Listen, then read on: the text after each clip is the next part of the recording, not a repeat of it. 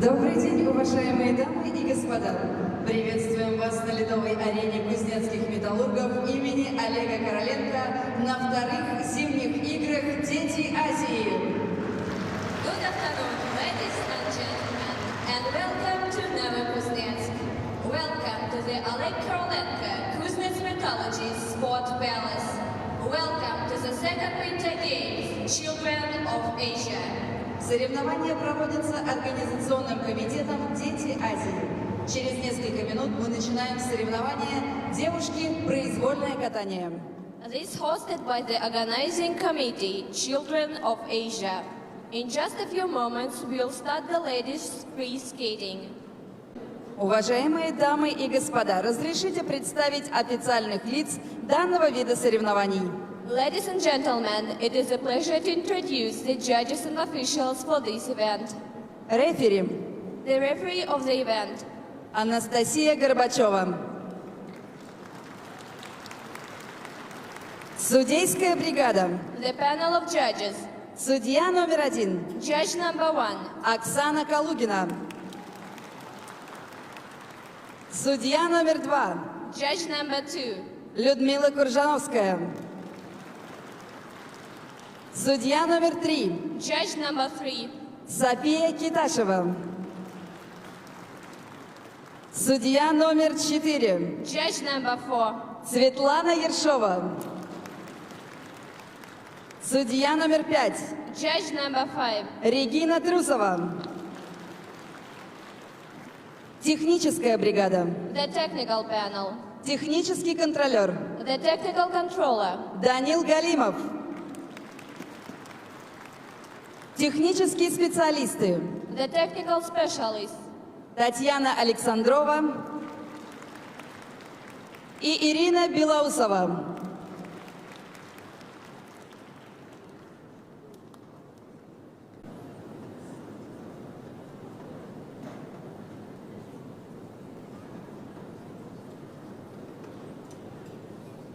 Разрешена разминка первой группы участников. Let's welcome our first group of skaters to the ice. На льду On the ice, Джари Алмула, Сама Джирак, Айнур Бердиева, Аймарал Байрамова, Айрих Ку, Елизавета Римова.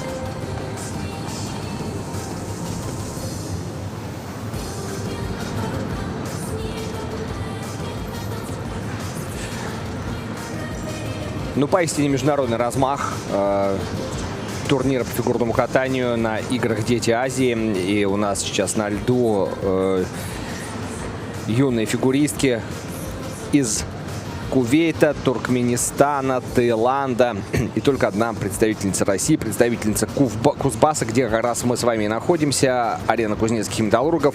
Новокузнецк принимает турнир по фигурному катанию вторых зимних международных игр «Дети Азии». С вами Андрей Журанков, и сегодня мы с вами посмотрим произвольную программу у юниорок. Юниорские произвольные программы, они покороче взрослых и чуточку попроще. В них нет дорожек шагов, то, что есть у взрослых фигуристов в произвольной программе. Но вот сейчас мы как раз видим, что называется, по возрастанию результатов в короткой программе Джори Аль-Мулла. Затем у нас идет еще одна представительница Кувейта, Сама Джерак. Ну и сейчас я всех представлю, а вот как раз мы приближаемся к лидерам. И как раз лучшие короткие программы показали Дина Хуснудинова, Мария Агаева. Они набрали свыше 60 баллов. У Хуснудинова 65-26, у Агаевой 63-96. На третьем месте сейчас идет Зарина Кашапова, представляющая Татарстан. Она из Казани. И четвертая Маша Парамонова. Ну вот здесь, кстати, за третье место может быть очень интересная борьба, потому что по большому счету, так если посмотреть, то 58-29 у Зарины Кашаповой и у занимающей, да даже вот тут 9-е место Арины Веденеевой 51-55. И исходя из того, что здесь абсолютно никто не застрахован от большого количества ошибок, все может произойти. Ну, как, например, накануне в турнире одиночников Василий Бараховский, который был пятым после короткой программы. Он прекрасно справился с произвольной, обогнал нескольких человек и в итоге поднялся на пьедестал почета, потому что Кирилл Карпылев и Глеб Кофтон в итоге ошибались значительно серьезнее и проиграли Бараховскому. Ну, Бараховскому вообще был практически чистый прокат, там только один элементик, что называется, он отдал, остальное все сделал.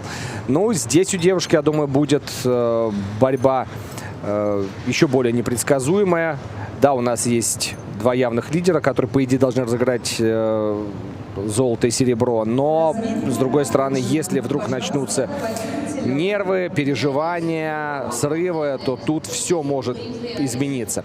Но главное у нас все-таки это не результат на этих играх. Главное, конечно, это возможность юным спортсменам показать себя на настоящих международных соревнованиях. И вот представляете, когда бы мы с вами увидели фигуристок из Кувейта.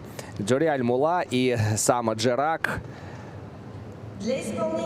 Приехала сюда делегация Кувейта. Ну вот она практически вся на наших экранах. И еще не хватает как раз второй фигуристки, Сама Джерак, которая будет выступать второй. А Джори Аль-Мулла появляется на льду.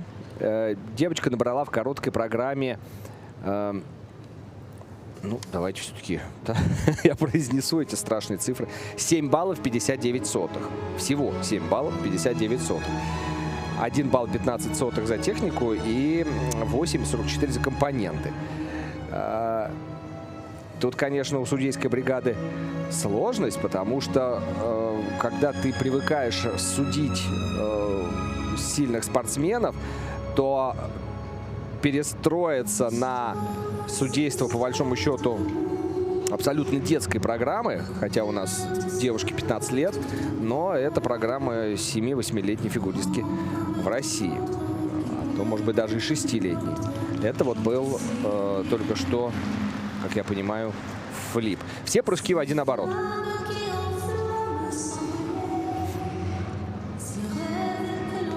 Ридбергер.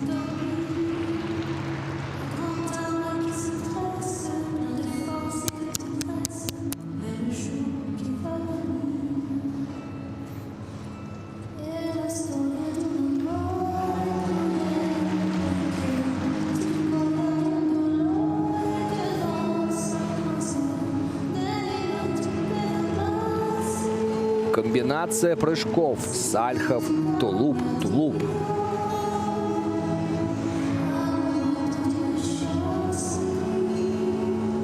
Это, смотрите, она в правую сторону вращается. Представляете? Мы же все привыкаем в первую очередь вращаться, это нам привычнее, обычнее вращаться в левую сторону.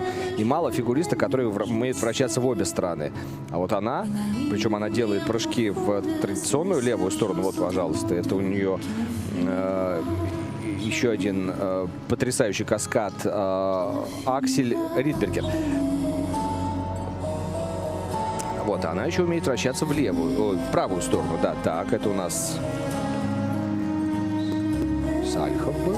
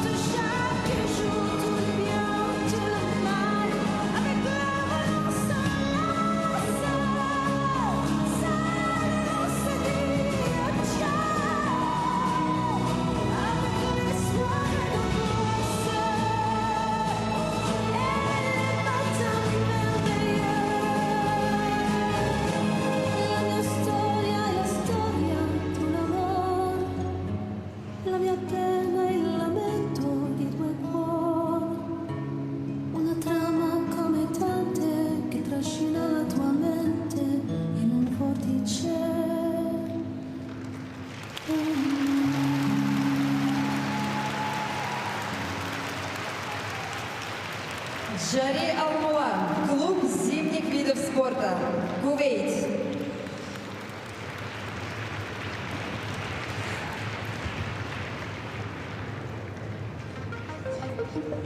Большая радость, на самом деле, для всей этой команды приехать, выступить. Ну, потому что, представляете, да, в каких официальных турнирах Международного союза конькобежцев могли бы принять участие эти девчонки? Ну, ни в каких, абсолютно, да. Все, что им могло перепасть, это турнир их школы фигурного катания в родном Кувейте. По большому счету, потому что я сомневаюсь, что там проводится какой-нибудь юниорский чемпионат Кувейта, потому что, скорее всего, таких девчонок, таких фанатов фигурного катания там раз, два, три и обчелся. Поэтому такая потрясающая возможность приехать, показать свои костюмы замечательные. Вот комбинезоны, по-моему, были у обеих в короткой программе и платье в произвольной. Показать эту программу, поставленную под Элен Сигану, ее версии «История любви». Сесть в киссинг-край, помахать флагом родной страны. В общем, замечательно. Сейчас мы, конечно, увидим оценки. Они будут обязательно. Но вот просто для понимания, что все будут исполнять сегодня двойные и тройные прыжки, да, а вот одинарные, которые мы увидели, видите, 8,54 за технику набрала Джари Алмула, и общая сумма 26,13. Официальный ее международный результат. Так вот, одинарные прыжки, вот стоит одинарный тулуп 0,4, столько же Сальхов. Вот самое сложное у нее был флип. Флип одинарный стоит аж 0,9.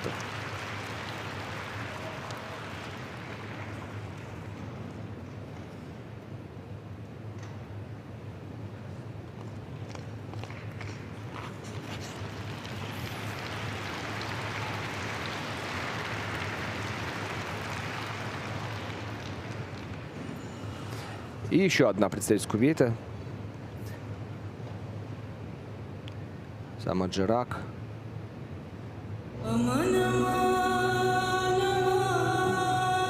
Здесь уже будут восточные мотивы. Ну, нужно сказать, что сам Джерак, она помоложе. Ей 13 лет, но она более мастеровитая фигуристка, нежели Джори Аль-Мулла. Потому что, например, Джори Аль-Мулла у нас исполняла аксель как перекидной, ну, то есть полоборота. А у самой Джерак есть прям 1,5 оборота.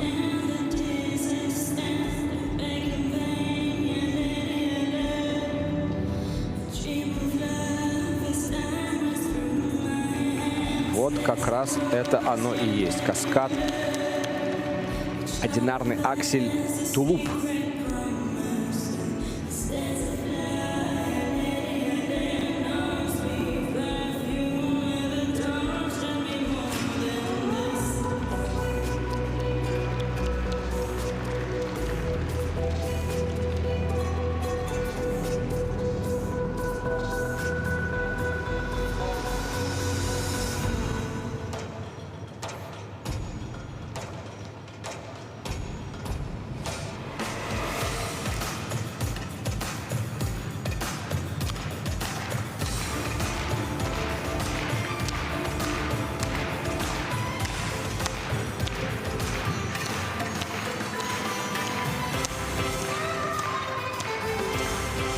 Еще один прыжок в 1,5 оборота. Как смело она заходит в эти аксели. Хотя видно, как внутренне ее трясет. Так, Ридбергер. Ридбергер, Ойлер. Флип. Такая экзотическая комбинация прыжков. Сальхов и Ридбергер.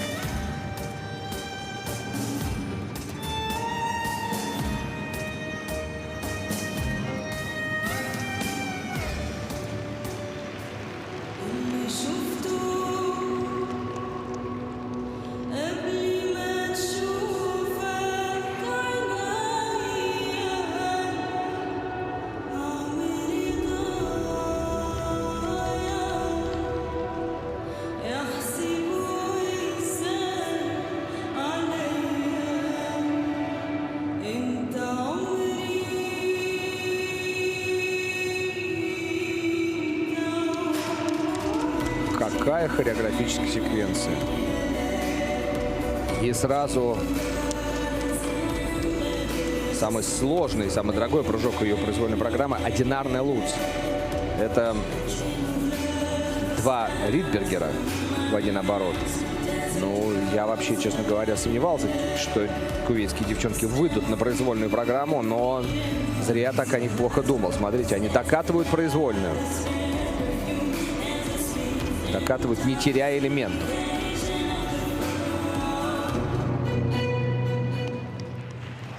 И ровно в музыку закончила сама Джерак.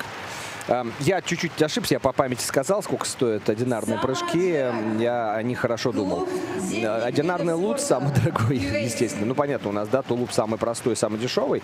Если брать одинарные, то тулуп и Сальхов 0,4. Дальше Ридбергер, Ойлер и Флип 0,5 и Луц 0,6. То есть вот, например, у нее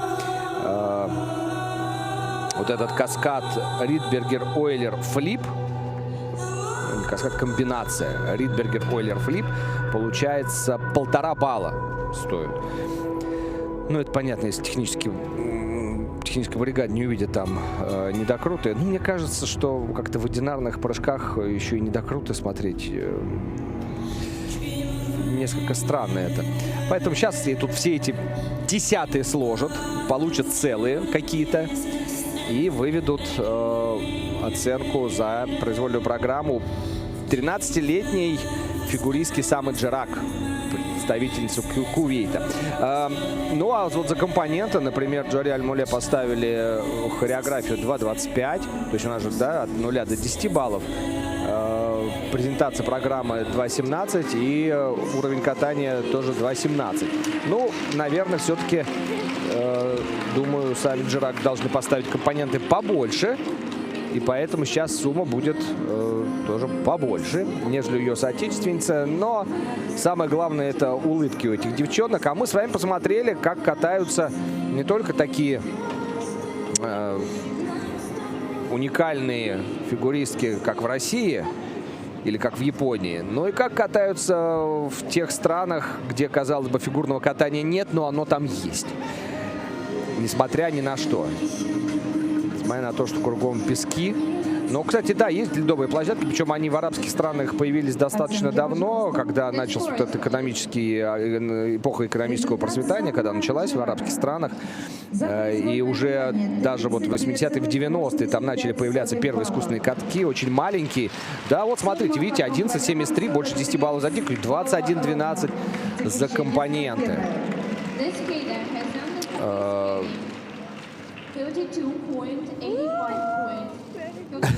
Ждали они английской. 32 point. Ну что же, поздравляем их с этими результатами. Но и идем дальше по фигурно-катательной экзотике. Айнур Бердиева. Айнур 13 лет. Она из Туркменистана, из Ашхабада. И ее произвольная программа.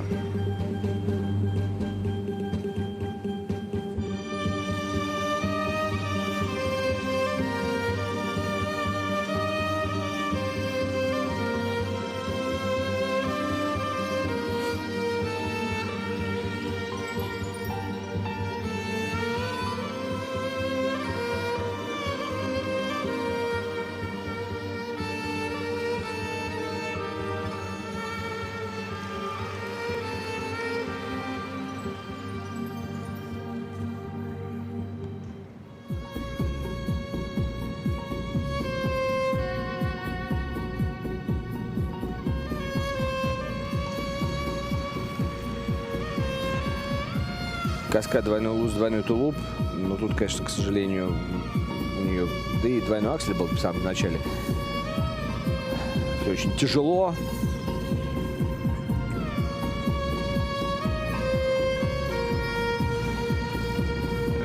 Ридбергер. 2 оборота. Ну, по крайней мере, это уже двойные прыжки. Или, по крайней мере, попытки их сделать. Еще один двойной Ридбергер.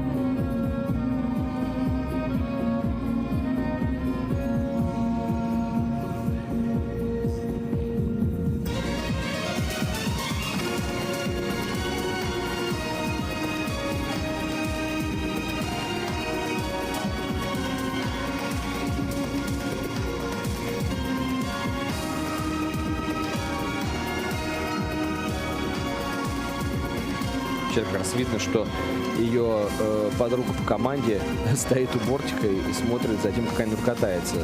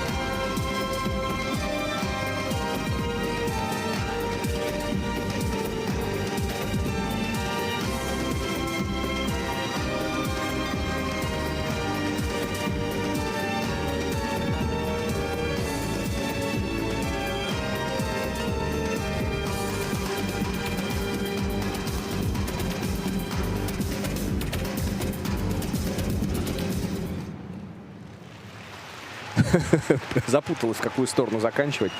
Развернулась, увидела, что там стоит тренер, поняла, что она на другой борт должна повернуться к судьям. Сориентировалась. Ну, да, не должно было быть одинарных прыжков, но, мне кажется, падение на Ридбергере, да, оно как-то окончательно всю смелость у нее съела.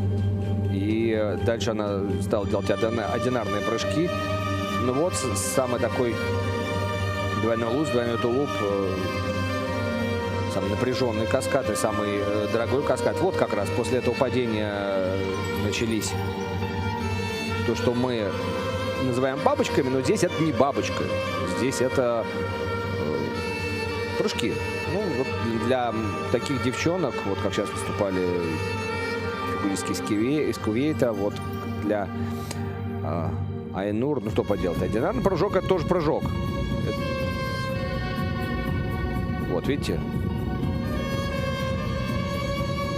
Двойной флип не получился в один оборот, двойной луц тоже один оборот, но все-таки вот в самом конце она постаралась исполнить двойной флип. Ну, понятно, тут все с галками, поэтому многие двойные прыжки, даже когда они вроде как в два оборота сделаны, они превратятся в одинарные некоторые просто с одной галкой. И, значит, тоже по базовой стоимости будет меньше. Ну, в общем, такая вот техническая сторона этой программы. Зато послушали замечательную музыку в исполнении Ары Геворгяна.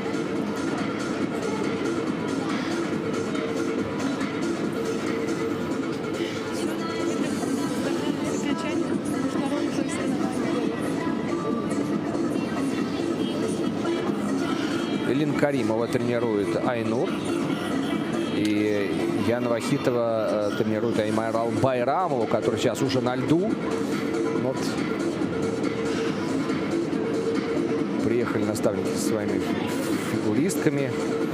Но нужно сказать, что несмотря, да, на такой уровень катания, но все равно это тот максимум, который они наработали. Они все равно для этого работали. Они все равно приходят на тренировки,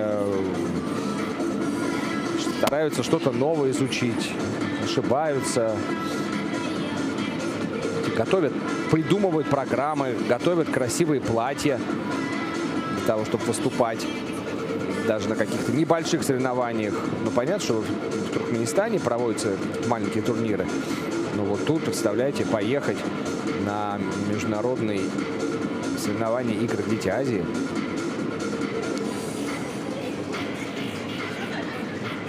Для них это,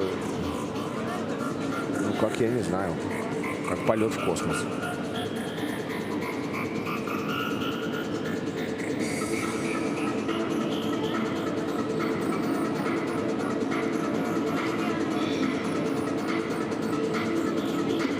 Тяжелый вдох.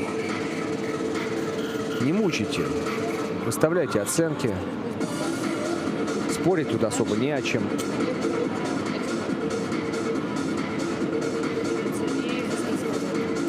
После короткой программы у нее было 22 балла, а у Аймарал, ее соотечественницы, 23 балла. Ну вот видите, 42,23. По сумме двух программ 64,31 балла. Текущее место первое. Сами засмеялись, тренер, конечно, когда улыбнулся. Вот видишь, ты сейчас первая. Но посмотрим. А вот что, а вдруг борьба будет между двумя туркменскими фигуристками и еще представительницей Таиланда Иригу, которая как раз после Аймарал Байрамовой должна выйти на лед. Ашхабад, Туркменистан.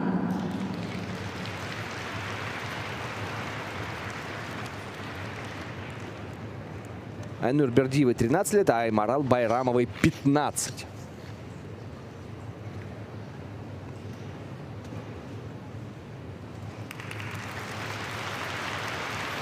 Сейчас еще, я думаю, музыку, которую не часто мы слышим, нам доведется прослушать. Eternal Love, композер в исполнении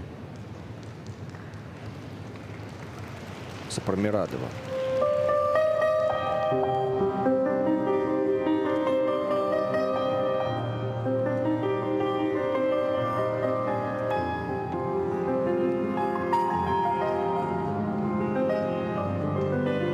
Здесь, видите, здесь уже хореография появилась. Здесь есть явная цель представить свою хореографическую композицию, задумку, создать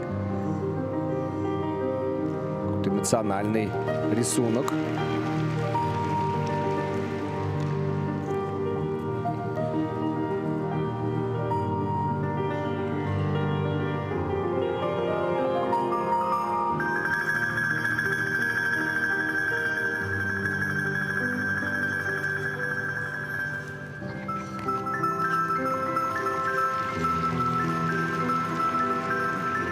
Двойной флип, двойной тулуп.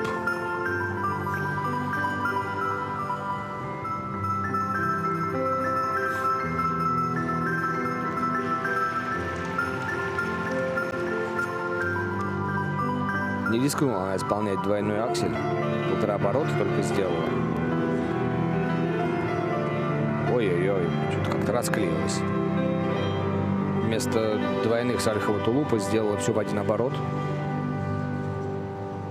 Так может проиграть Айнур.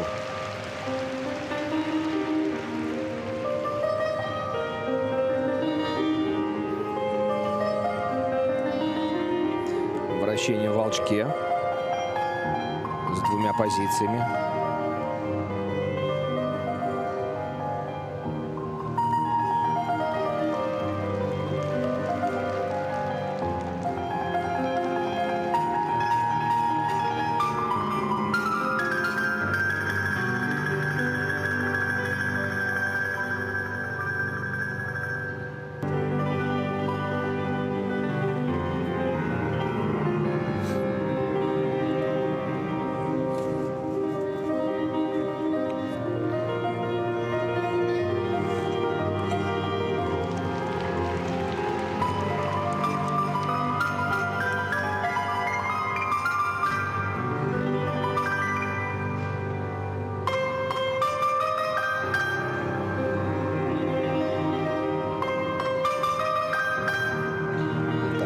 Ойлер и двойной сальхов. Ну вот самая дорогая комбинация в ее программе. Ну, она сейчас постарается все-таки два оборота скрутить. Ну, держись, держись. Молодец. Двойной Ридбергер.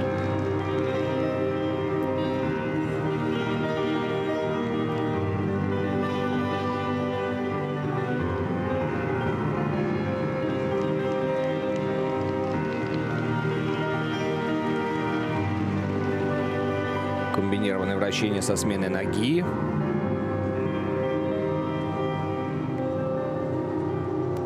И закончила свою произвольную программу под очень красивую фортепианную мелодию Аймарал Байрамова. Марал Табари, Ашхабад, Туркменистан.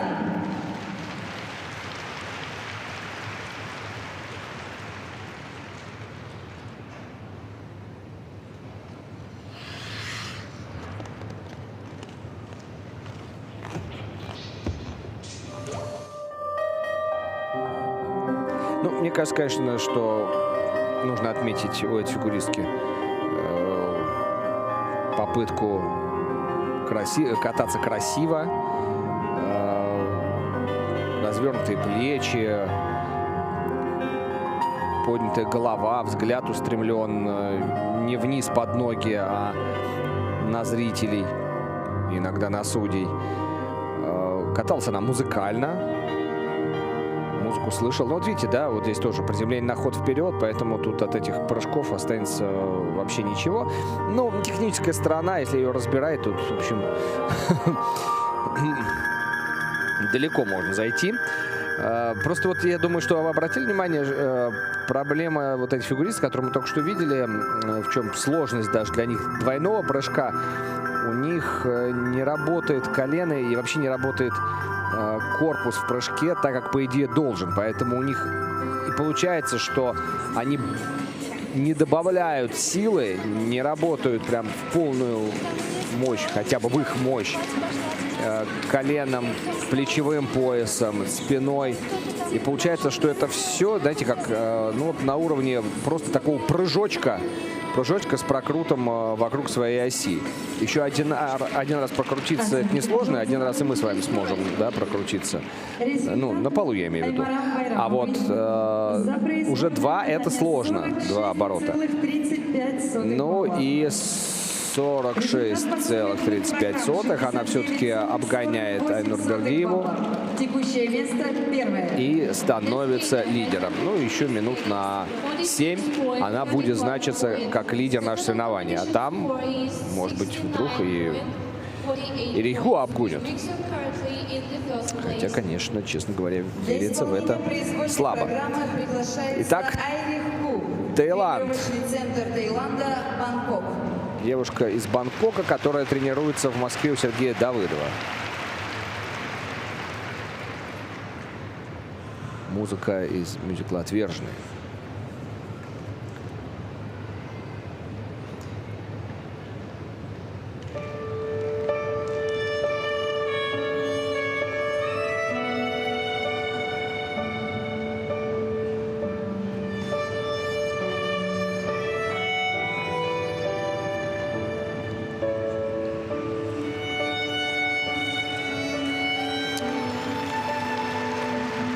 Чучку не повезло. Двойной аксель, падение. Ну ничего, еще вся программа впереди. 7 прыжковых элементов, 3 вращения и хореосеквенция. Сейчас самый сложный прыжок в ее программе. Сделает 3 оборота. Нет, к сожалению. Сальхов на ход вперед. Все докручивала на льду.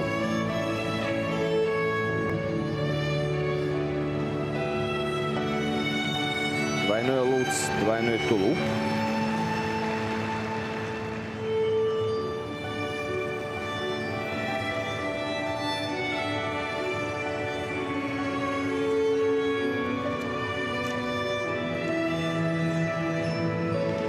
Вот это неплохой двойной луц. Может, даже чуточку в плюсики попадет.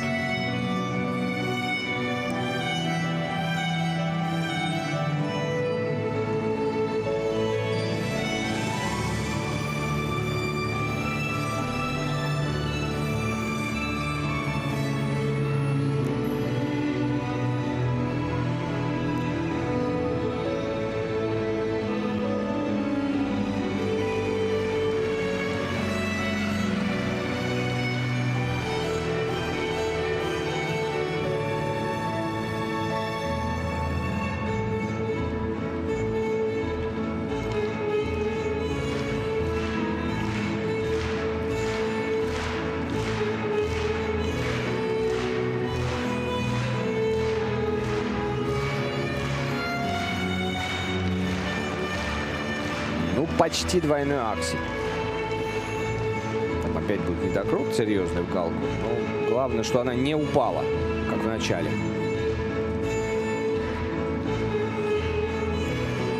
Ридбергер, Ойлер, Сальхов.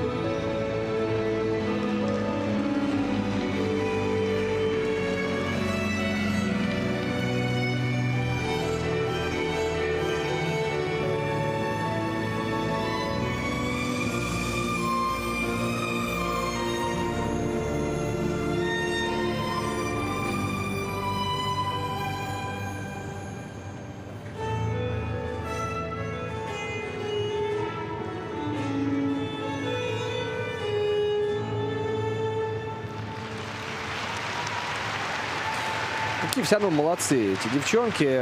Понятно, что произвольная программа, это, ну, конечно, это длинная программа, это программа насыщенная. И если многие еще могут скатать короткую программу, то произвольная — это более серьезное испытание.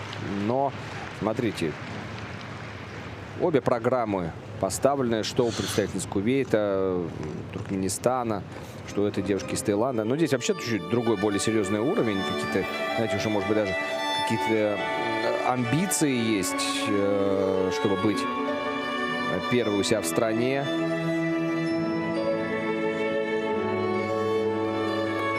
Вот здесь тройной сальхо прям на ход вперед, и поэтому в итоге пойдет как двойной он. Но главное, смотрите, весь арсенал прыжковых элементов у нее есть.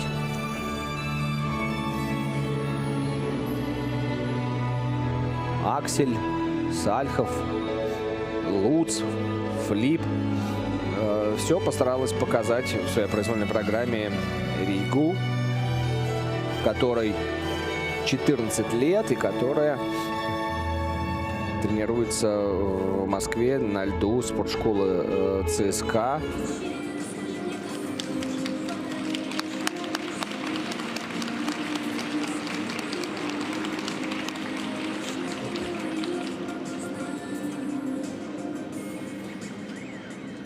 Одна из самых талантливых таиландских фигуристок.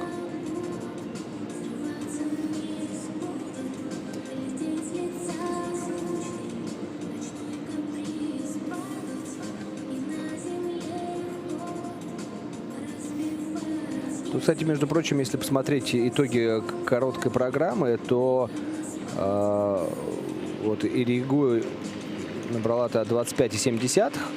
А вот дальше уже девчонки, вот следующая фигуристка, которая сейчас уже на льду, но мы ее не видим, понятное дело, потому что мы с вами наблюдаем Иригу в ожидании оценок. Так вот, Лиза Римова, представляющая Кемерово Кузбасс, у нее 34,80, то есть за 30 баллов. И здесь вот все они рядом стоят. И София Витрина 35,69, потом Ульяна Ильиченко, тоже еще одна представительница Кемеровской области, потом Амалия Сулаймонова из Узбекистана 38,85. Так что возможно, что вот сейчас Римова откатается, посмотрим, как она откатается, и дальше, возможно, будет какая-то борьба между девчонками. Ну вот, смотрите, видите, уже даже за компонента 34,47, почти 20 баллов за технику. Текущее место первое. Понятно, что это первое текущее место.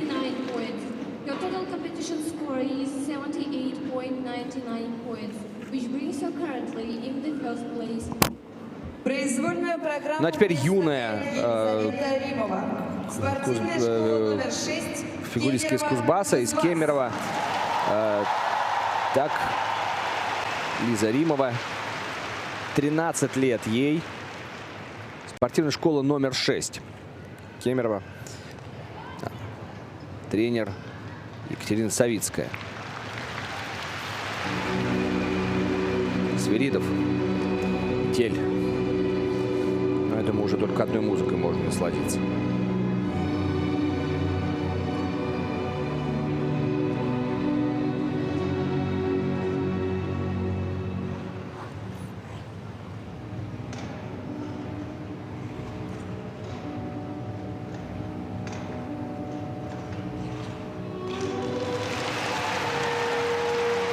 Тройной Сальхов, Олер, двойной флип. Ойлер позволил ей избежать ошибки на выезде после тройного Сальхова. Сразу в перескок пошла. И вот еще тройной тулуп. Тяжело, не может она остановить вращение. Посмотрим. Сейчас вот еще должен быть один тройной тулуп.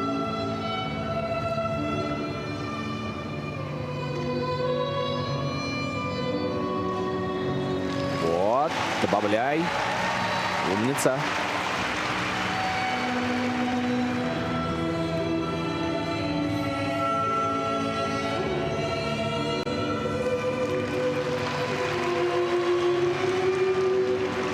Обязательно при прыжке в либел нужно показать базовую позицию, причем уже когда ты зафиксировался на месте, и ты должен один оборот как минимум сделать в этой базовой позиции, чтобы показать ее. А у нее это получилось, что и нога невысоко была поднята, и центр еще вращение не было найдено. То есть, по большому счету, вращение не найдено. Прыжок во вращении был, а само вращение толком еще не началось, потому что она только где-то со второго-третьего оборота нашла центр и уже в другой позиции.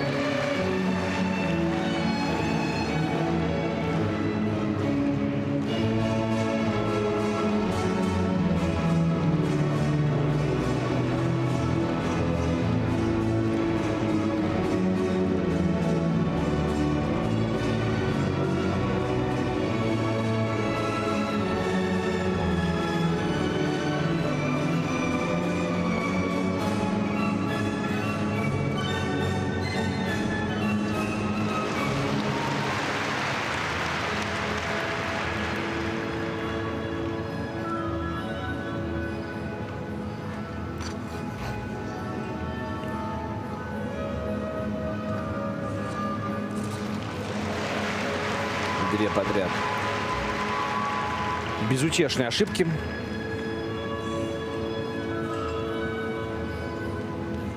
Заклон.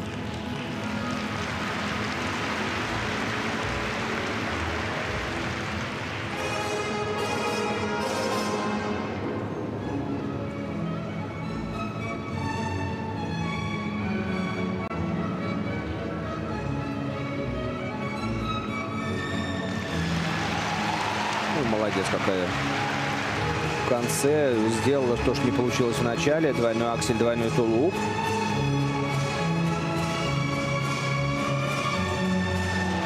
И луц 2 оборота.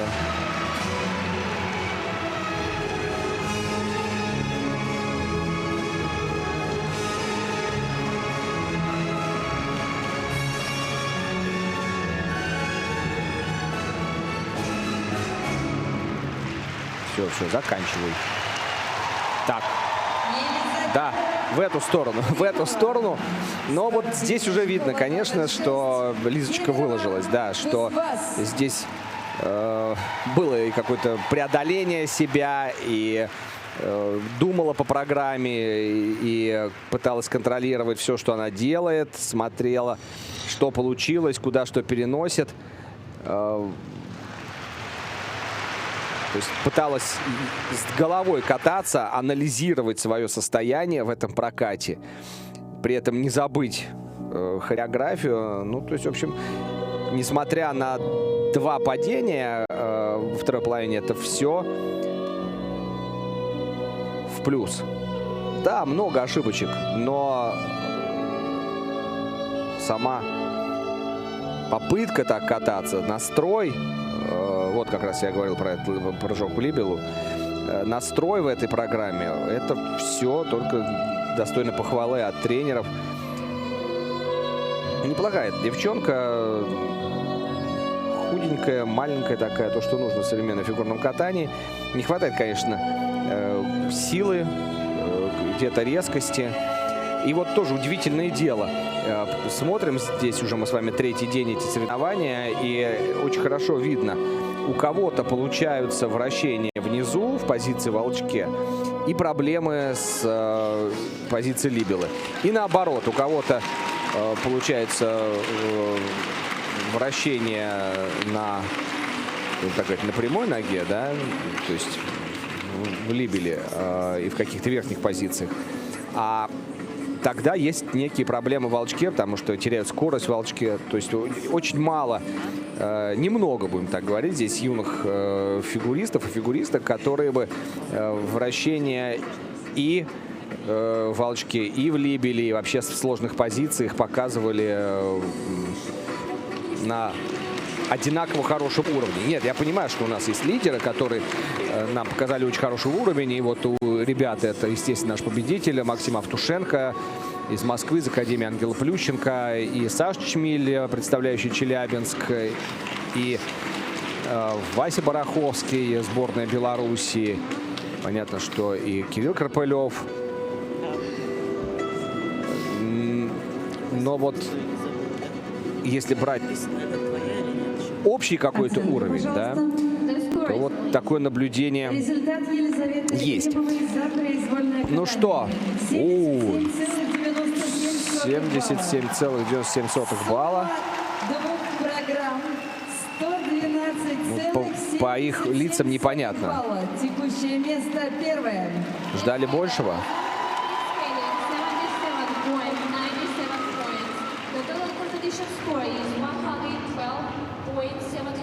Так, ну, Римова каталась последней в этой разминке.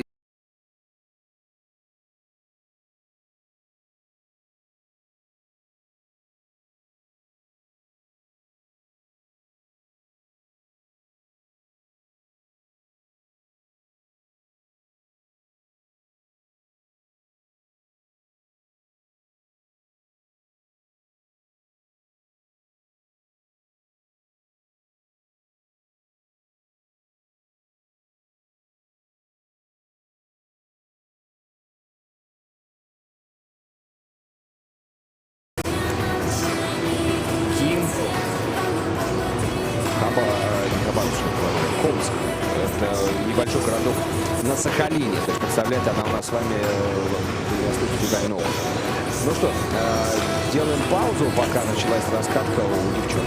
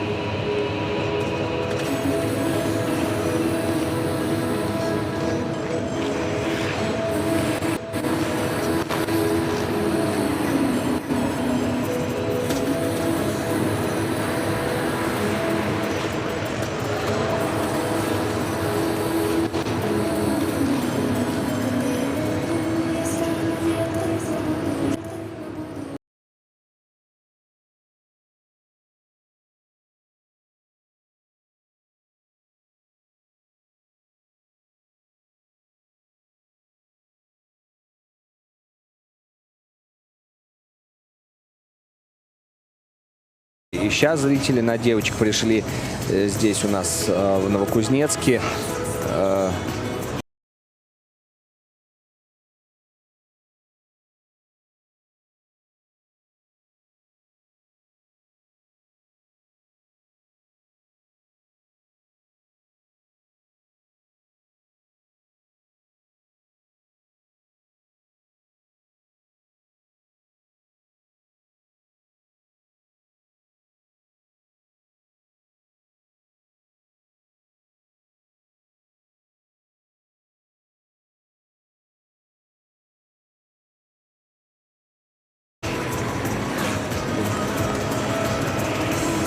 Скоро и начну.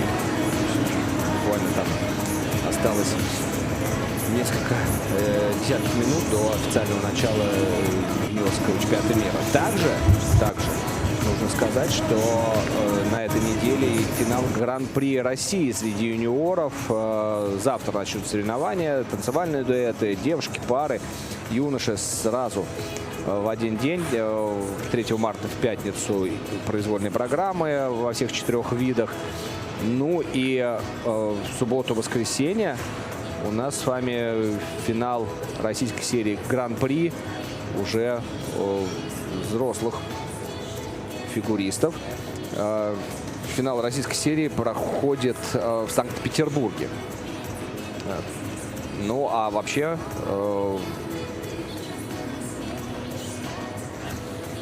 Не, я прошу прощения, я поторопил я календарь. Сегодня у нас с вами еще вторник. Да, в Калгари юниорский чемпионат мира начнется завтра.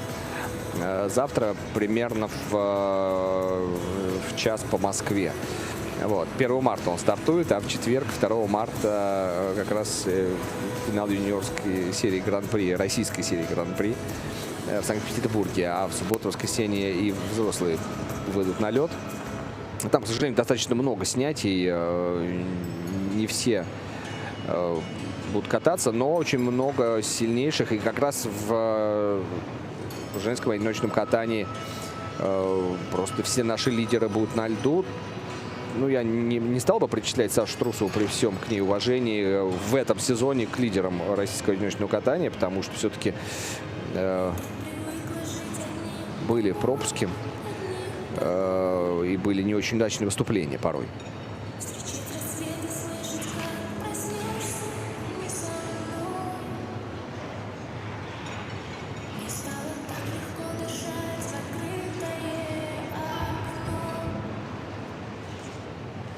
До окончания разминки осталась 1 минута.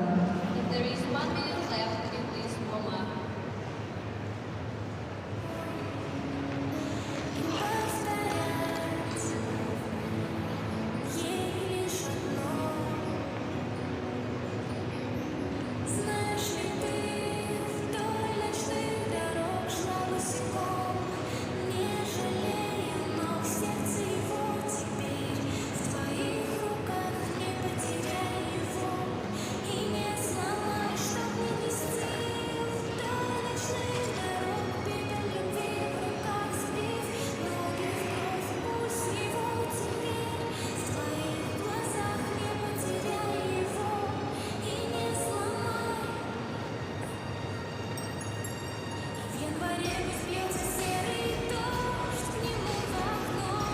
Ну, даже уже по этой разминке видно, что девчонки более мастеровитые.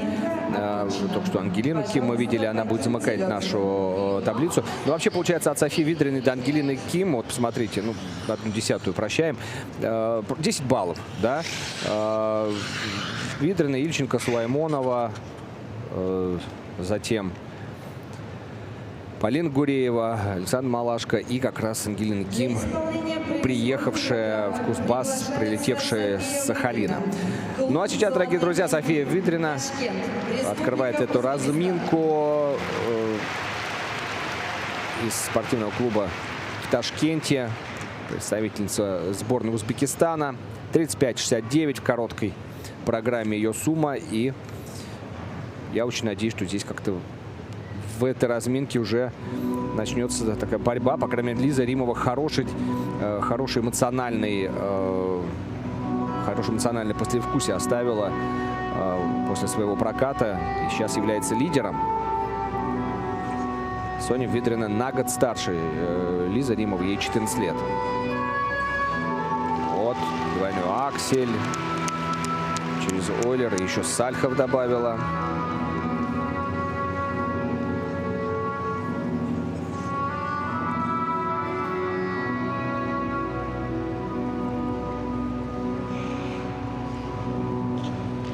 Еще один 2,5.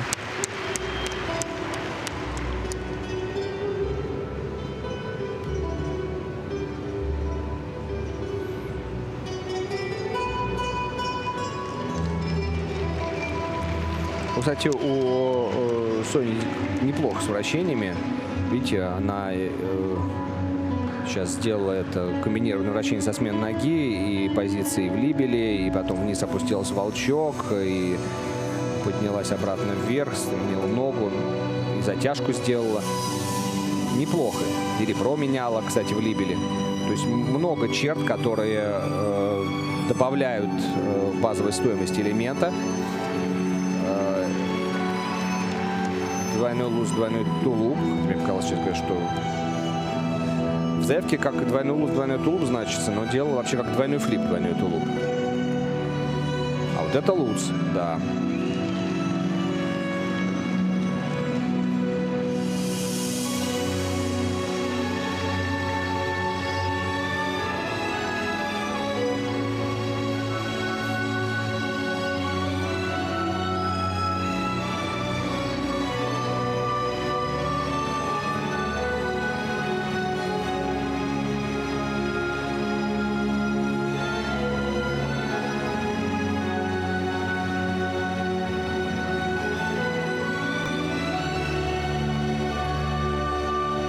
Симпатичная хореографическая секвенция в характере этой музыки, концерта МХС, выбран для произвольной программы. А вот сейчас как раз Соня показала, вот как на самом деле непрост этот элемент. Видели, как она осторожно его делала, хотя многие, конечно, топовые фигуристы делают его легко, непринужденно, очень низко садятся ко льду. И кажется, что это так легко, а вот не совсем так.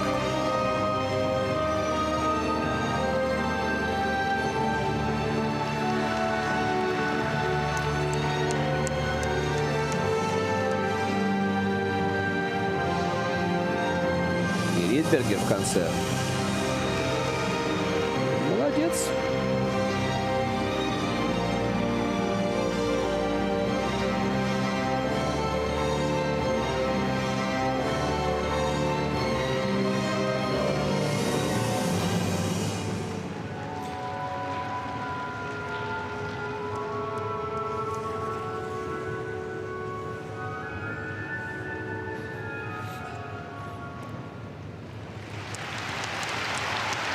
Ну, поаплодируем Софии Видриной. Тренирует ее Ирина Сазонова. Ну а что? Для нее, для фигуристки такого уровня, это полноценная программа. Она не упала, она все делала. Да, там были где-то недокрутики маленькие, но были и чистые прыжки, очень хорошие вращения. Сейчас мы с вами в повторе это увидим. Вот как раз она опровергает мои наблюдения по поводу того, что многие здесь не могут одинаково хорошо и волчок сесть, и хорошую натянутую либелу показать, и все это без потери скорости. У нее как раз все более-менее. Ну вот здесь, конечно, Ойлер позволяет упрощать выезд из прыжка. Но, тем не менее, двойной аксель Ойлер, двойной Сальхов, потом отдельный двойной аксель. Еще раз смотрим каскад. Не, ну 100%, конечно. Это двойной флип и двойной тулуп. К сожалению, перекрутила ее из круга, и там не было чистого выезда. Был такой степ-аут, так называемый. Сразу на левую ногу, на свободную ногу перепрыгнула. Вот, видите, да?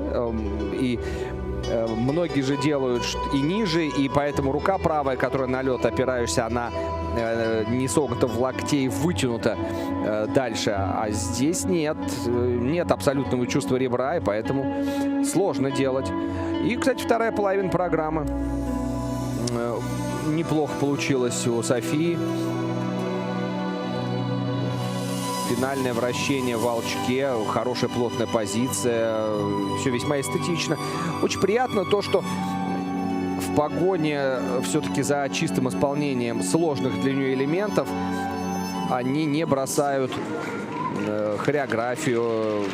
Видно, как идет работа над руками, плечами, поворот головы тоже. Все это очень такое осознанное. И вы смотрите-ка, она очень довольна, но она вторая. Она проиграла Лизе Римовой совсем чуть-чуть, 2 балла. По общей сумме, естественно. У Римовой были падения, но я хочу сказать, что у Римовой были тройные прыжки. То есть там базовая стоимость программы в принципе была больше. Ну а сейчас спортивная школа Ленинска-Кузнецкого, ну практически вообще на родном льду выступает Ульяна Ильченко. Сама из Ленинска-Кузнецкого, выступает в Новокузнецке. Тренирует ее Анастасия Полуянова, Степан Коротков.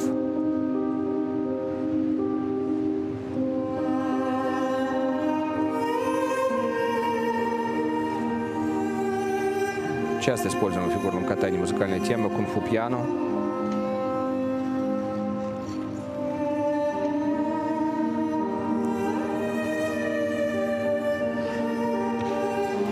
Вот, хороший тройной Сальхов.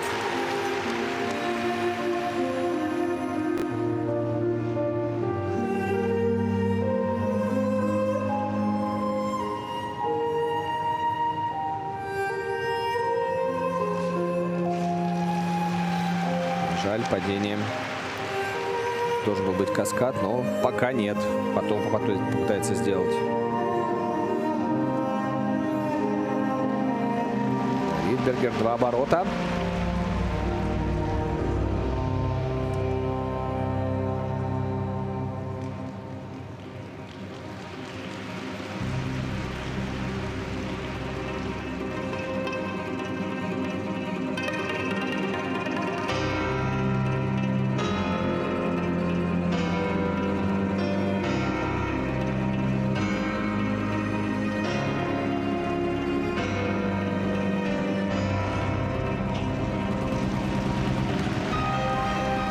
Еще один тройной сальхов, но здесь с касанием руками.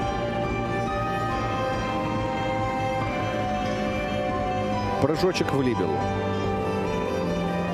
Низенький, аккуратненький. И вот видите, да, вот обратите внимание, с вращениями вот здесь есть проблема. Она теряет скорость. Как только чуть-чуть более сложная позиция, сразу идет заметная потеря скорости.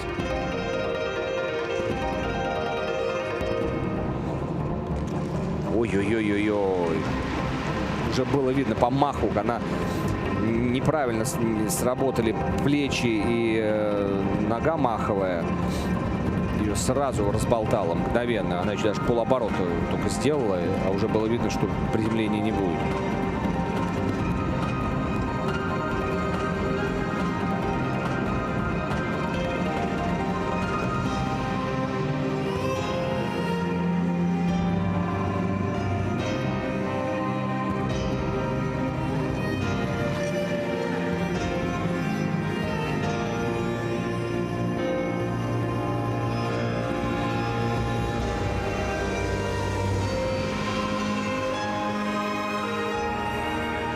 Сейчас надо собираться, потому что у нее на самом деле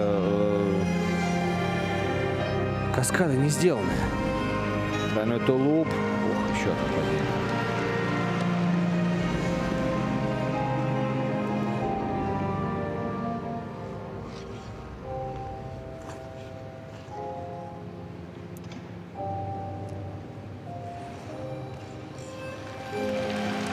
И 1,5 оборота.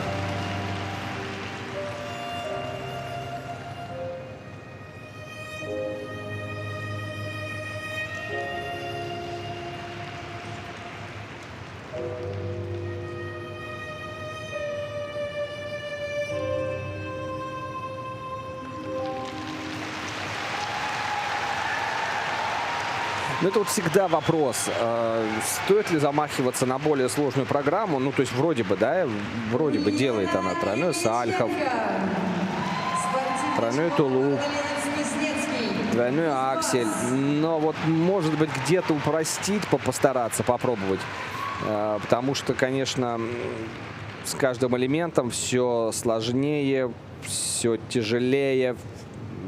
И видно, как усталость начинает ее просто задавливать, и в итоге вот идет потеря элемента к элементу.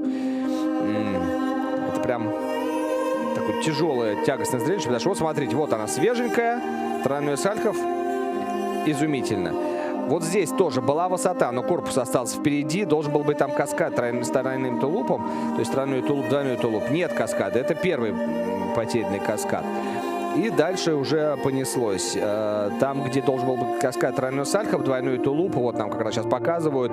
Видите, сейчас тоже приземление тяжелое. Двумя руками облокотилась на лед, поэтому понятно, что там добавление второго прыжка, двойного тулупа быть не могло. Вот двойной аксель. Просто на ход вперед, не докручено больше половины, падение, а там тоже должен быть каскад. То есть все дальше прыжки, при том, что вроде бы высота есть, но они все разболтанные, недокрученные. И поэтому в итоге от элемента ничего и не остается. И сейчас, вот если ее сравнивать с только что катавшейся Сонечкой Выдриной, то там совершенно другое впечатление от программы, конечно, оставалось. Потому что фигуристка из Узбекистана, они ровесницы, им по 14 лет.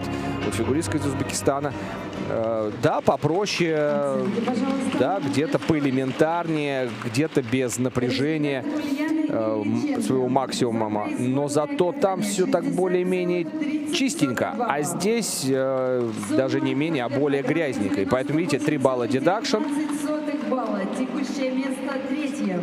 И все, она проиграла и Софье Выдриной, и Елизавете Римовой. А Римова у нас каталась в предыдущей разминке, и Римова большая молодец. И там действительно был прокат, знаете, через «не могу». Ну а теперь Амалия Сулаймонова, клуб «Золотые коньки».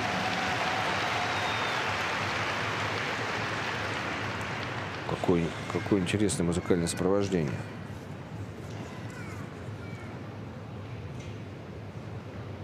Николай Ростов. Екатерина II.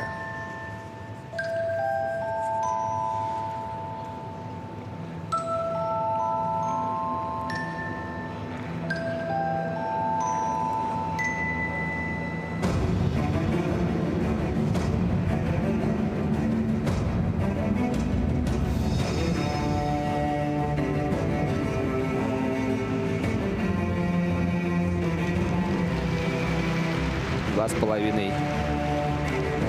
Есть.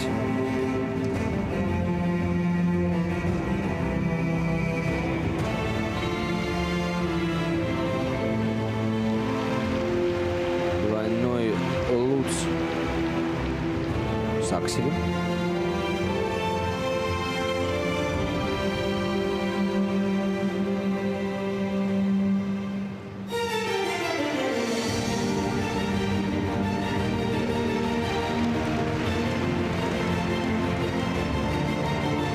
Ридбергер.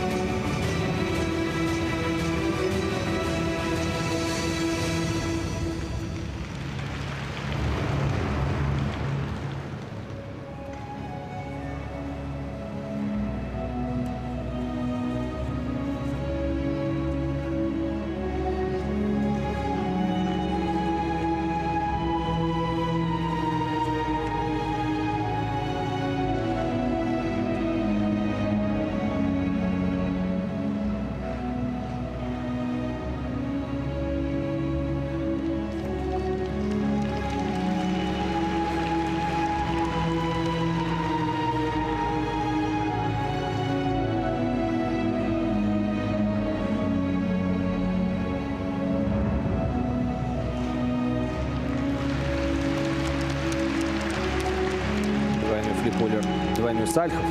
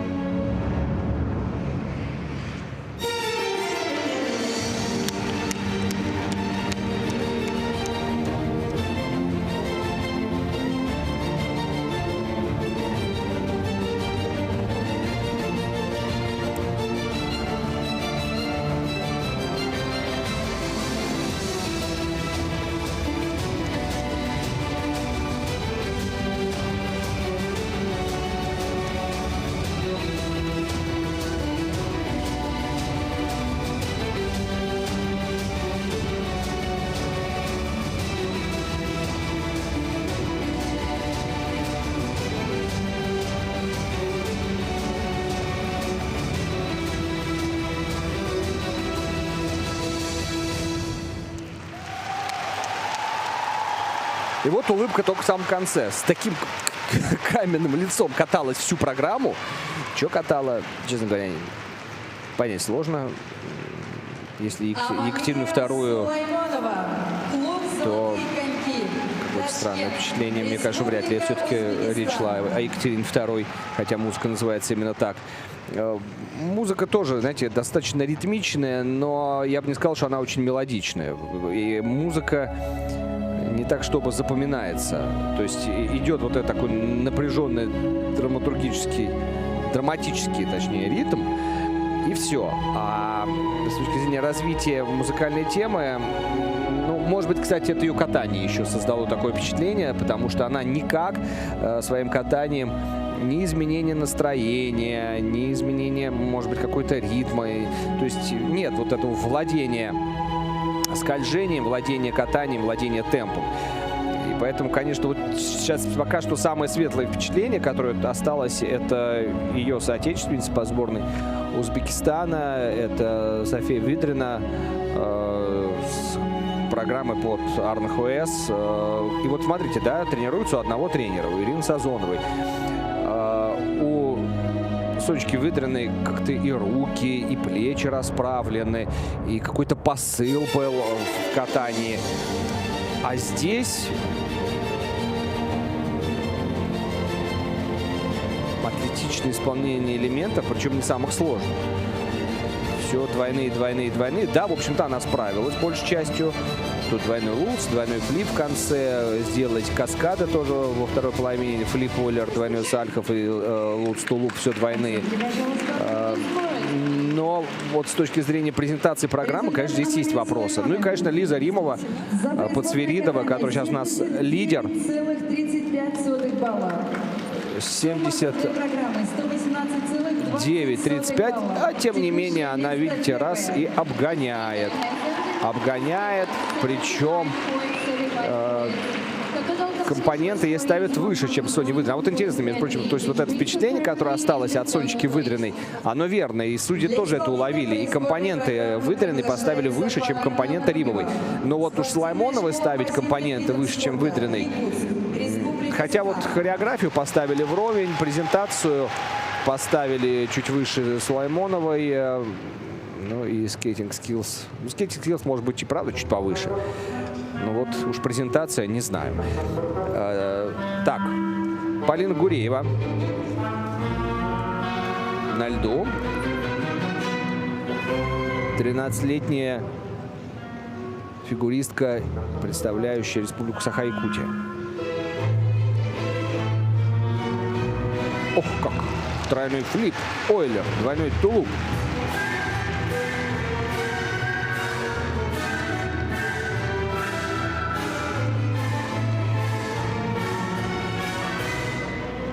Что-то я не то сказал. Не могло быть флип, Ойлер, двойной тулуп.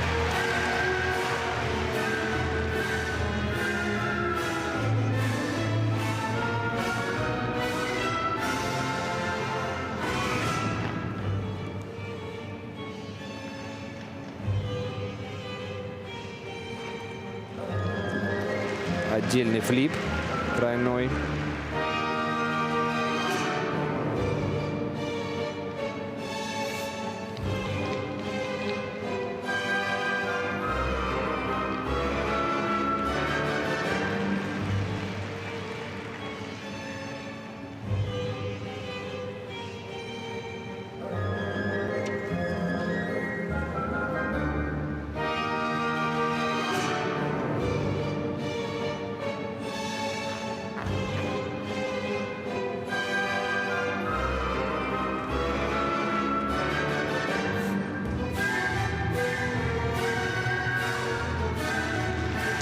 Тройной Ридбергер.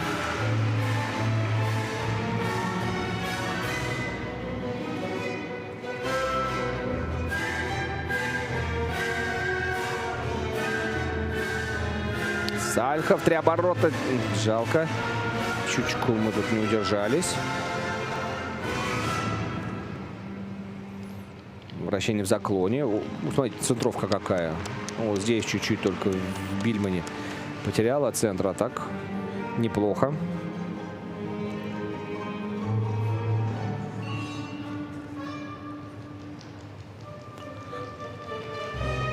Хореосеквенция.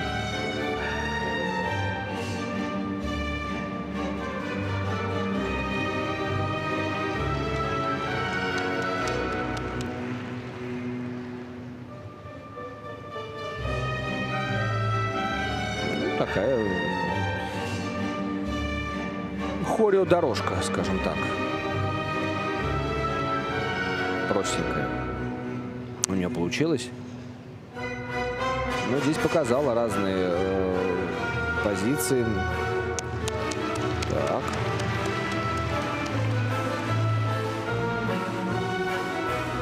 Двойной аксель, двойной тулуп. И еще... Ах, с степ-аутом жалко.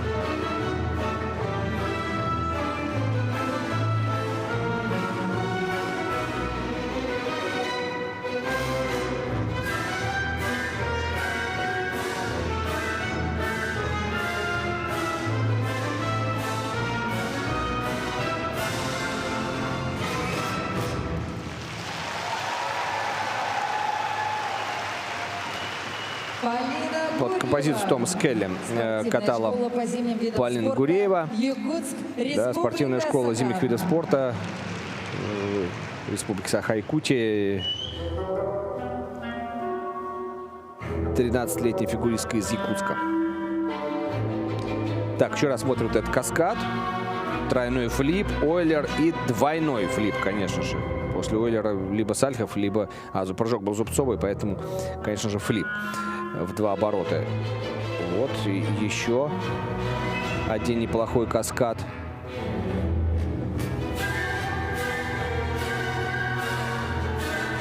Отдельный флип закончился падением, ну, а в остальном, ну, где-то не делала каскад, сделала его потом позже. Тройной Ридбергер. Сама посмотрела вслед, поняла, что, в общем-то, почти докрутила. Ну, я думаю, что вот этот степ-аут ей не будут засчитывать как падение, потому что падения не было.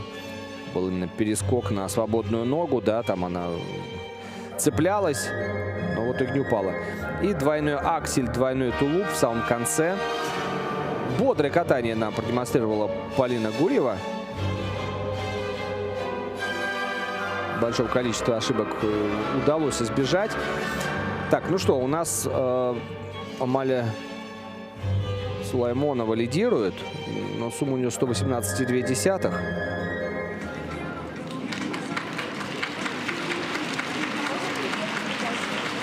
Мама, папа, привет! Сестра, Даша, привет!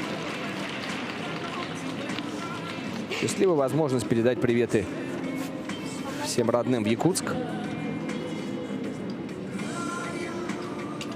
Когда у нас мы ждем? Да, ждем. Антон Киселев ее тренирует.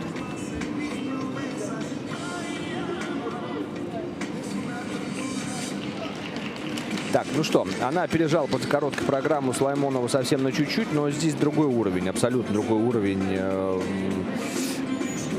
программы, как бы даже требования к себе и требования к программе совершенно другие. Поэтому, мне кажется, сейчас должна она все-таки получить адекватные оценки, обрадоваться этим оценкам, потому что были ошибки, но судьи здесь, мы уже отмечали еще в первый день, когда были короткие программы, весьма благосклонны к спортсменам. Но да, где-то есть чему придраться, но были недокрутики. Ну уж я бы не стал так сильно карать, потому что прям явных таких, как, знаете, до этого мы видели в 2 галки, аж полоборот докручен на льду. И обрадуется. 127,56. Конечно же, она лидер.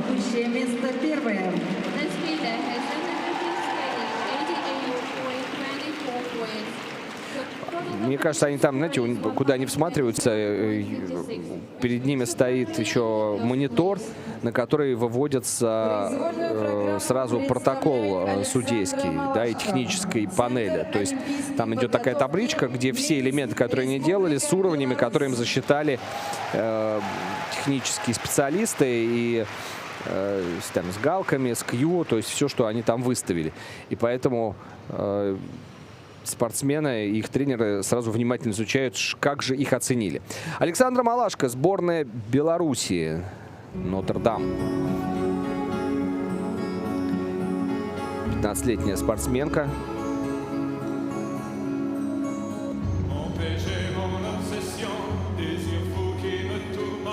Была после короткой программы.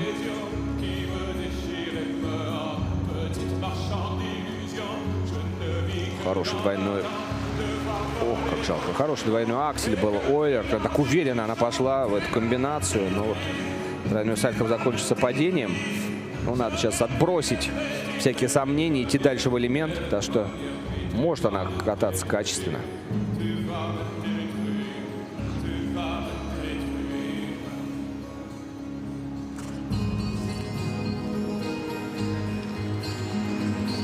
Должен был быть каскад тройной луз с двойным тулупом. В итоге ничего. Одинарная луз, я посчитаю. Ну вот же, тройной флип, как легко сделан.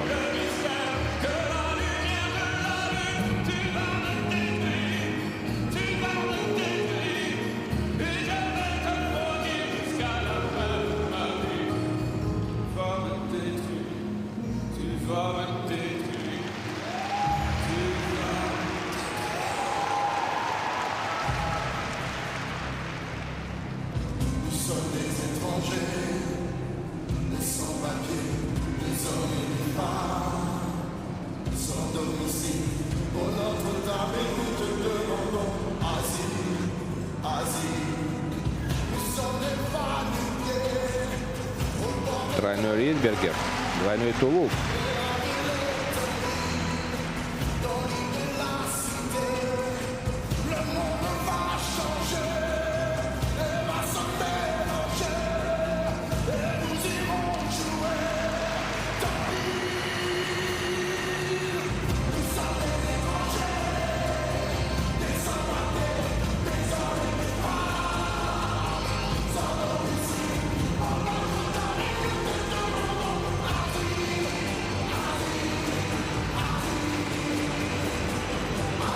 Достаточно спокойно они себя чувствуют в волчке. Не было сильной потери скорости.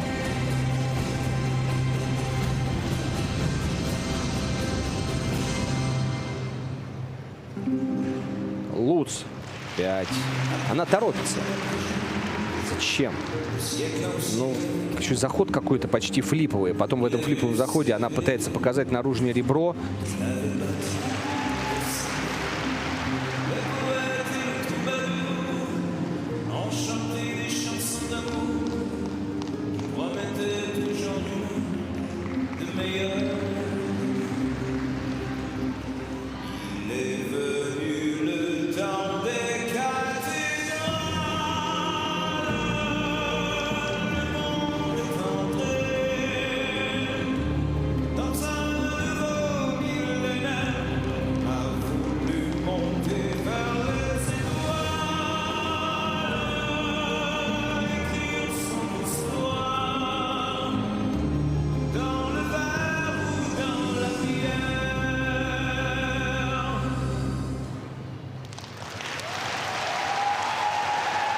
Да, с Луцем надо что-то делать.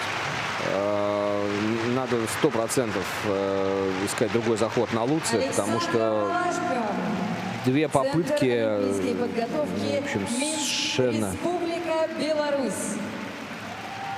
совершенно какие-то непонятные эти Луцы были. Сейчас посмотрим в повторах. Ну и нужно сказать, что она в прошлом сезоне каталась на международном турнире, ну, в ее юниорской части «Ледовая звезда» в Минске, и была там 5-й по юниорам. Вот смотрите, начало было очень хорошее. Вот здесь, конечно, ее чуть-чуть она сильно крутанула плечами, перекручивала, начала вываливаться из круга. Вот, смотрите, то же самое. Она делает тройку.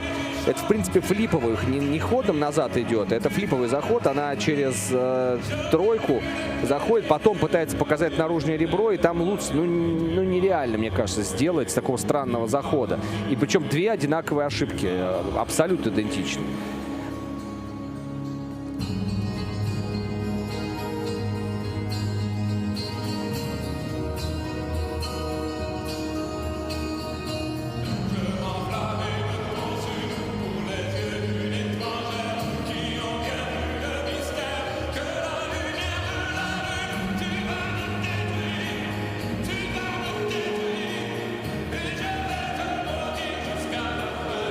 Мы вернулись в эфир на успешно выполненный Ридбергер.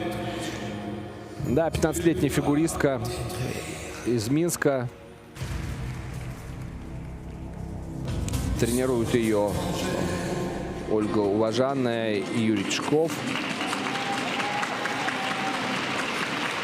Оценки, пожалуйста. Вчера, конечно, белорусская сборная была очень довольна.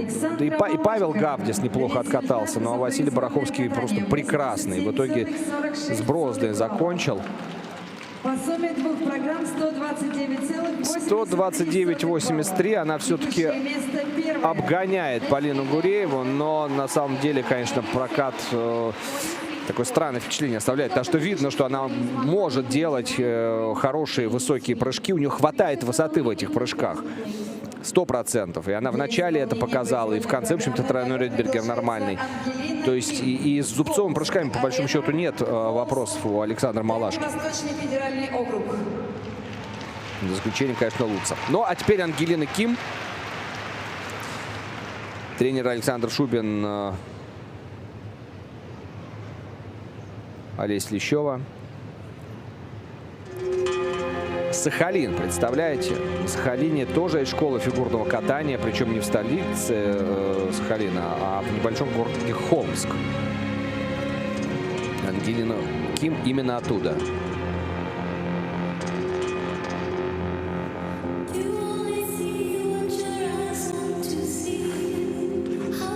Ай, обидно.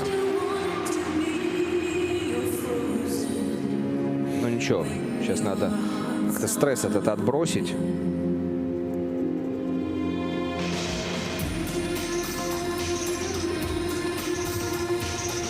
Явно зажата девочка. Тройной луц с очень тяжелым выездом.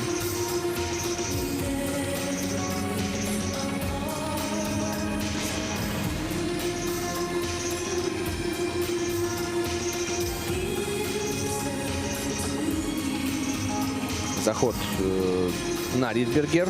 Но сейчас надо делать. Все. Она может. Вот. Ридбергер и 2 акселя в 1,5 оборота.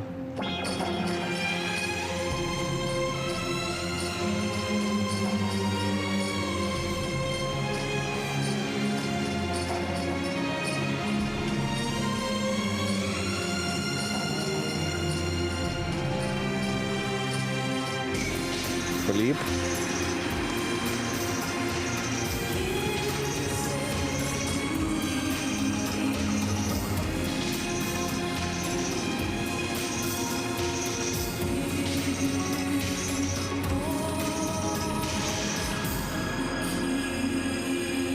Вот как раз пример тех наших рассуждений об исполнении вращений. Тяжелое, медленное. Сальто в 3 оборота.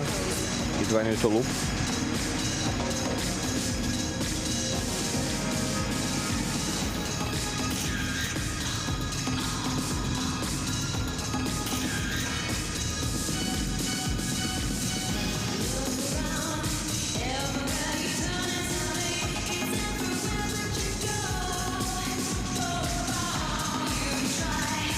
Попытка соригинальничать.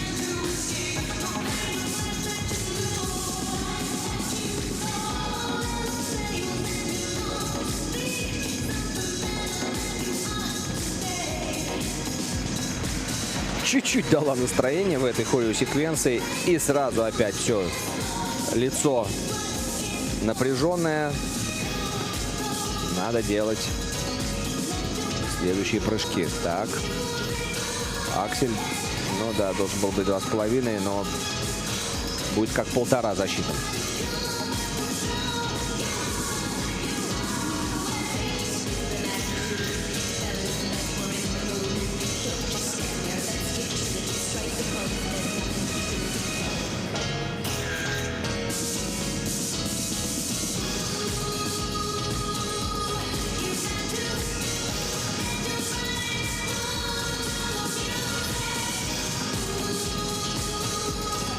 А вот вращение верхнее у нее нормальные, да, посмотрите. Бодренько достаточно она все это сделала в конце. Да, нет такой еще свободы существования в программе, но вообще фигуристка такая симпатичная, что-то в ней есть, какой-то драйв. Пыталась она где-то показать, что кайфует она под эту Мадонну, но как-то вера в это мгновенно исчезала, да даже, можно сказать, и не появлялась, потому что уж слишком напряжена она была перед каждым прыжковым элементом. Но, с другой стороны, просто, да, нет такой абсолютной наработанности, и поэтому вот как раз падение в самом начале на тройном Ридбергере. Здесь большой недокрут. Но я надеюсь, все-таки не 2 галки, а 1 галку только поставят. А вот и Ридбергер, который был все-таки сделан. Надо было добавлять что-то такое, чтобы увеличить базовую стоимость своей программы. Сделала комбинацию с акселем и акселем.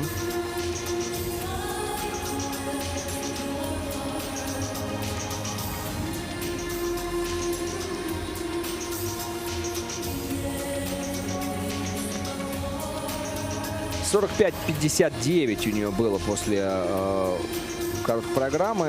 Она Александра Малашку обгоняла на 3 балла. Ну и не сказать, что прям уж программа белорусской спортсменки сильно превосходит то, что мы увидели в исполнении Нгалины Ким. Но у Александры Малашки все-таки больше уверенности в программе. Как-то чувствуется, что ли, более взрослая спортсменка. Хотя разница у них, понятное дело, небольшая, всего лишь год. Но вот эта уверенность, она не возрастом определяется. Так, вы знаете, уровнем подготовки, опытом. Папа, бабушка, привет, Эня, привет. Холмская арена. Девочки, привет. Всей Холмск-арене передали привет. Да вообще всему Сахалину, я думаю.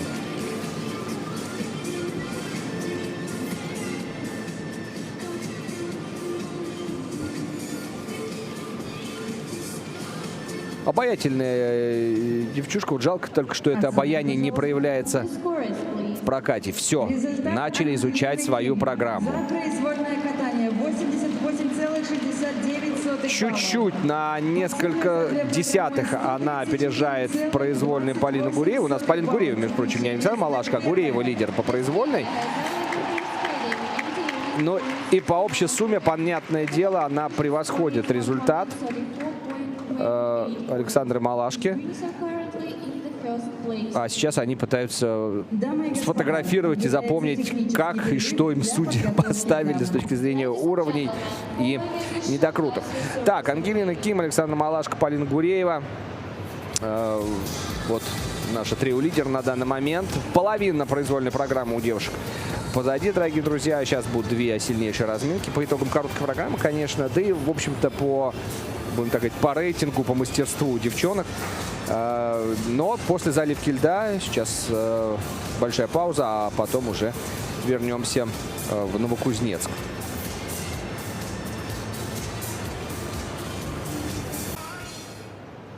Разрешена разминка 3-й группы участников. Let's welcome our third group of skaters to the ice. На льду On the ice, София Воронцова, София Буза, Анжелина Калачева, Арина Веденеева, Анна Замятина, Дарья Карева.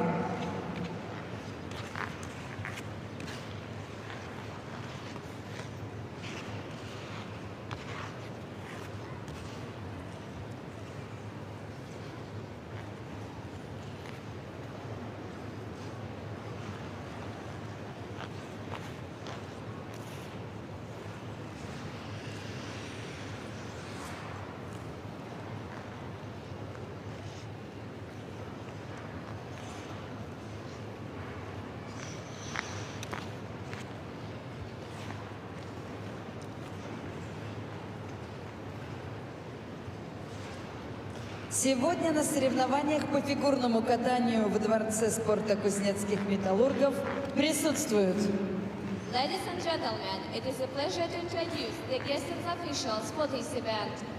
президент Международного комитета «Дети Азии» President of the International Committee Children of Asia, Владимир Максимов, генеральный секретарь Международного комитета «Дети Азии» General Secretary of the International Committee Children of Asia, Шерзот Асатулаев, генеральный директор Департамента физического образования Министерства туризма и спорта Королевства Таиланд, General Director of the Department of Physical Education, Ministry of Tourism and Sport, Thailand, Неватлим Сукнирун, министр физической культуры и спорта Кузбасса Minister of Physical Culture and Sport of Kuzbas, Сергей Анатольевич Мяус,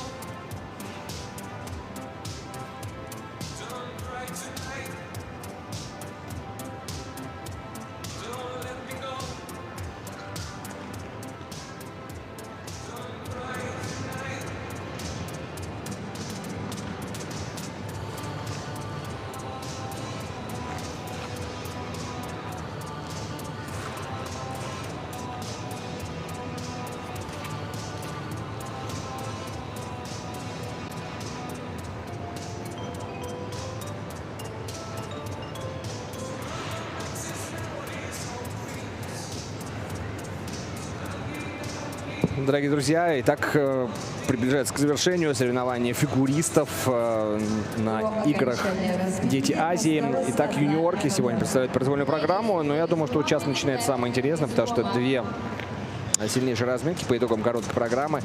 Вместе с вами Андрей Журанков. И сейчас посмотрим сначала предпоследнюю разминку. То есть девочки с 12 по 7 место. И затем уже разминка сильнейшая.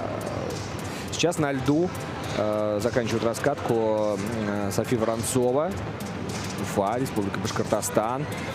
Следующий будет кататься София Буза, она из Омска, представляет Сибирский федеральный округ. Анжелина Калачева, третий стартовый номер в этой разминке, Республика Саха-Якутия. Арина Веденеева, красноярская спортсменка, ну и, следовательно, тоже Сибирский федеральный округ. И Анна Замятина из Челябинска, Урал. И ее подруга по сборной Уральского федерального округа Дарья Карева. Ну что же. Уважаемые дамы и господа, напоминаем вам, что во время соревнований запрещена фотосъемка с использованием вспышки. На данный момент у нас лидирует Ангелина Ким, спортсменка Сахалина, Дальневосточный федеральный округ, 134 балла. Но на самом деле, конечно, если посмотреть результаты короткой программы, то и Воронцова, и Буза, и Калачева, и Веденеева — это все спортсменки более высокого уровня. И по идее, конечно, им надо просто откатать, нормально откатать свои программы и бороться друг с другом в этой шестерке. Так, София Воронцова.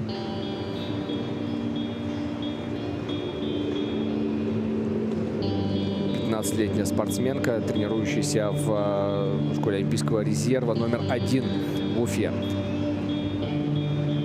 Тренер Людмила Нурисламова.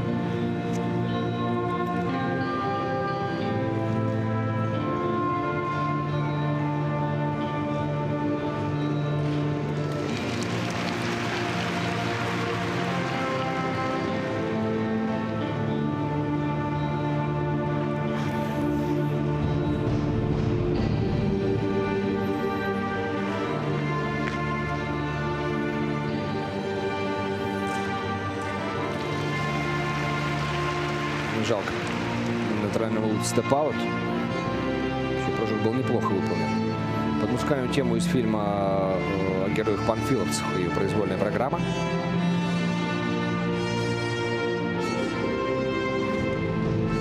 Тройной Ридбергер, двойной клуб.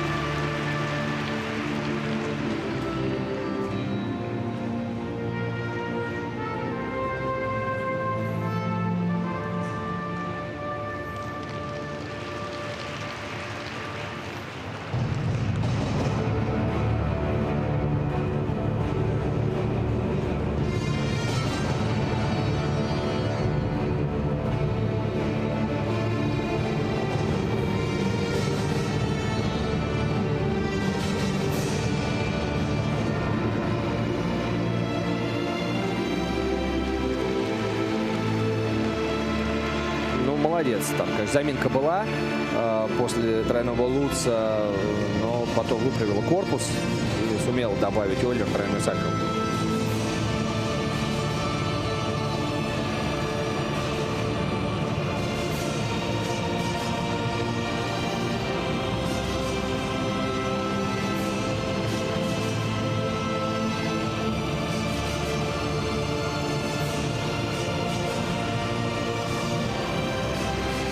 Сальто тройной.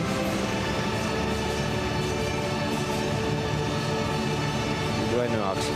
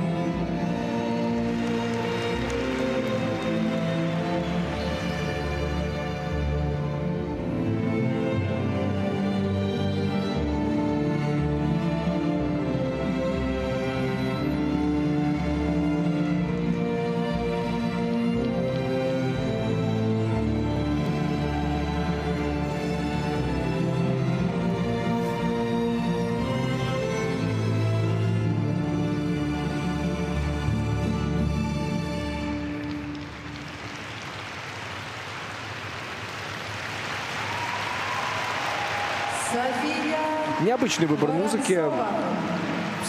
Неплохо она звучит на льду. Не каждая музыка хорошо звучит София на ледовой Воронцова, арене. Спортивная школа Олимпийского резерва номер Удивительное 1. Республика наблюдение, Башкортостан. подтвержденное многими-многими десятилетиями и, наверное, уже тысячами спортсменов, потому что это очень частая история, когда ты слушаешь музыку, кажется, ух ты, какая классная, какая может быть под нее отличная программа.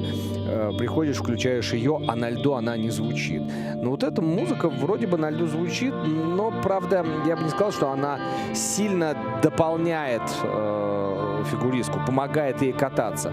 Тут нужно, конечно, под нее быть более яркой, что ли. Софье Воронцовой 15 лет.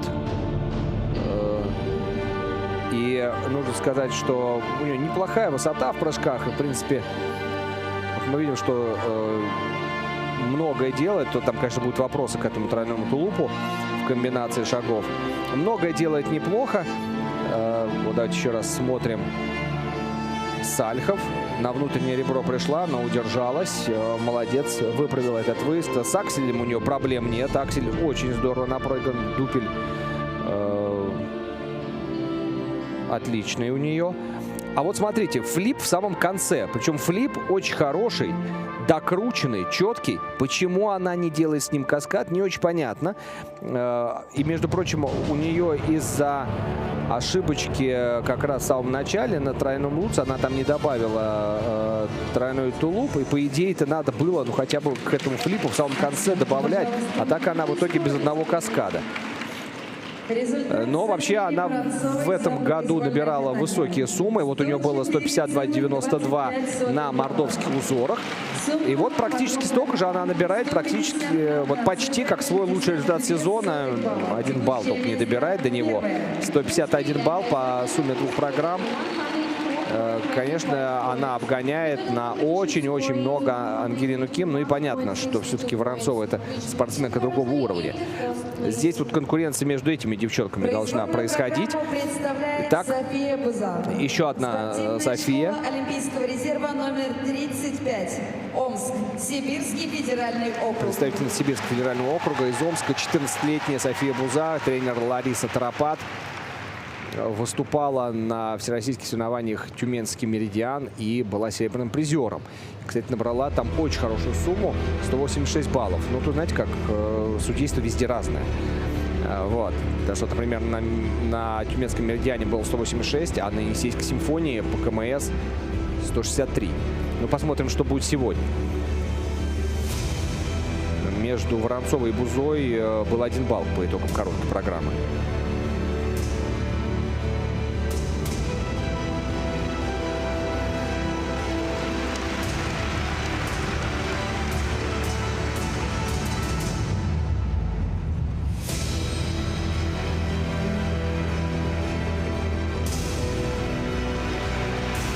Молодец, какая тройной тулуп. На +2, наверное, от судьи она сделает каскад.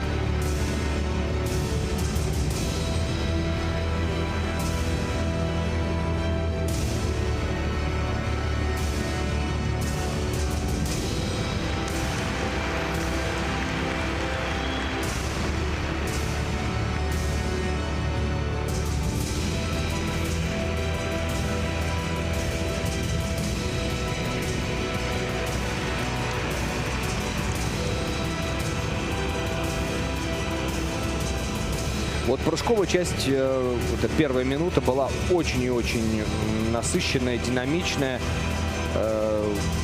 Здесь дальше вот это вращение, ну, как-то оно... Как будто бы она на этих прыжках уже задохнулась. Но ничего, сейчас вот нужно подышать. Тем более у нее хорeo-секвенция. Хотя музыка такая, тут тоже особо не продышишься, да, потому что ритм не меняется, не сказать, что прям эта тема вдруг значительно спокойнее. О, как интересно.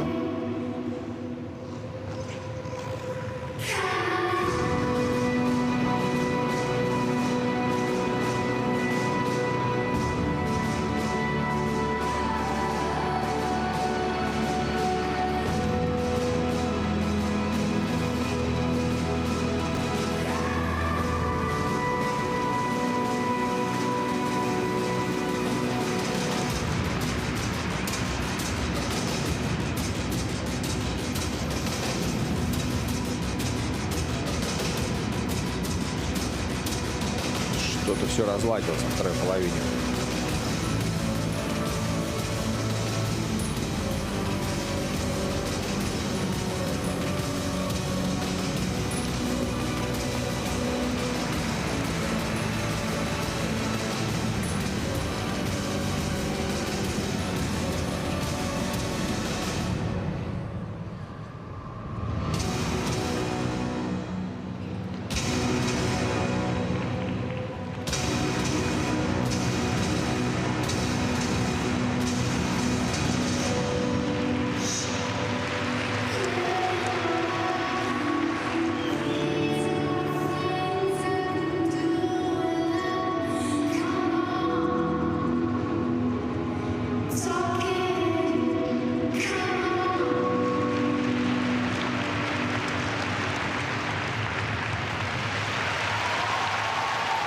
Разбросаны по программе маленькие интересные находочки. Конечно, целостного впечатления они не создают, но так как украшения, да, работают. Знаете, такие мерцающие кристаллы, как на ее платье. Но, честно говоря, мне кажется, что выдержать произвольную программу вот в таком темпе для нее тяжеловато. Вот я говорю, было прям ощущение, что после мощного начала, вот смотрите, поехали, хорошая крутка, все очень здорово, ровненько, тройной Ридбергер на хорошие плюсы, тут можно даже так расщедриться, плюс 2, плюс 3 поставить. Дальше вот этот Луц, который, правда, она не показывает наружнее ребро, будут вопросы, но с тройным тулупом очень здорово. Тройной Ридбергер, двойной аксель, тоже молодец. 2 каскада, причем хорошие каскады. Затем тройной Сальхов. И вот дальше уже на вращение было видно, вот прыжок во вращение, как будто бы она почувствовала, что ей тяжело. То есть еще и главное, вот я говорю, интересная хореосеквенция, но в ней тоже надо работать. А потом началось. Вот смотрите. Первый срыв, тройной флип с непонятным выездом. Потом вместо двойного акселя 1,5 оборота. И еще в завершении здесь вообще не попала в толчок. Так она как-то, знаете, уже бросила, что называется, бороться за элемент. Ну, сделала как бы, толчок выйдет, не выйдет, но так невозможно было выехать с этого Луца, потому что просто-напросто силы отталкивания не хватало для того, чтобы скрутить полноценных 3 оборота, поэтому просто недокрут больше полоборота. В итоге это как пойдет по базовой стоимости, как двойной Луц. А это очень большие потери, потому что тройной Луц у нас с вами стоит 5,9, а двойной Луц 2 балла 1/10. То есть потеря 1 балла 3 баллов и 0,8. Не доборолась она, к сожалению, хотя вообще задатки очень хорошие. Результат за произвольное катание 99,82. Вот вам, пожалуйста, 99,82 балла. В сумме 2 программ 48,12 балла. Текущее место. И набирает она такую сумму, которую даже в этом сезоне не набирала. Не в смысле, что хорошая сумма. Нет. София Буза набирает значительно меньше, нежели было у нее на Енисейской симфонии и Тюменском меридиане. Потому что вторую половину программы, к сожалению, она провалила. Анжелину Калачеву приветствуем. 15-летнюю спортсменку из Якутска.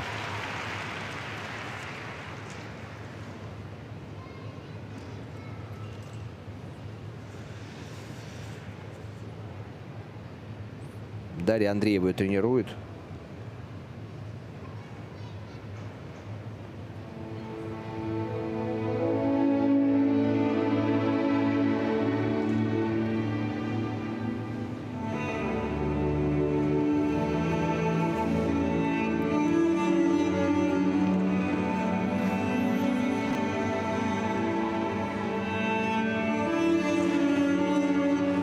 Тройной Луц, молодец. Не без труда, но главное, что сделано. Здесь сразу красивая связка музыкальная.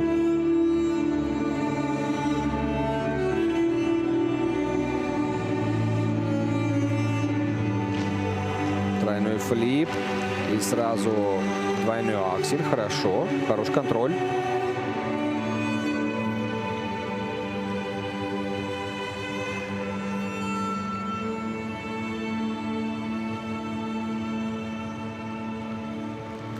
Между каждым прыжком обязательно какие-то интересные элементы. Не пустая программа. Тройной Ридбергер. Ойлер, двойной Сальхов.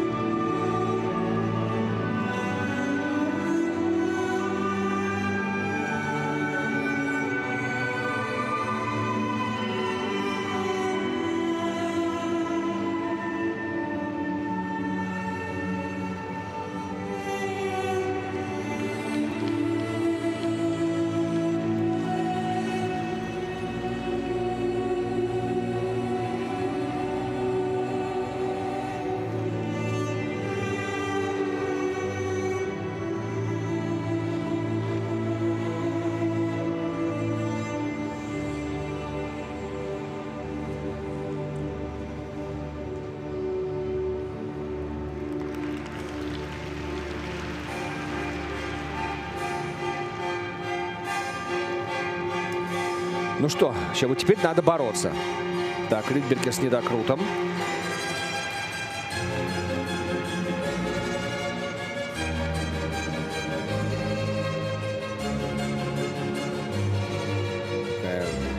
Темповая часть в самом финале, а сил уже нет. Это прям было видно. И поэтому сказал, что надо бороться. Без тройного Сальхова. И еще один элемент у нее, ну, чуть-чуть. Дотерпеть бы двойной аксель. Нет, совсем многие забились.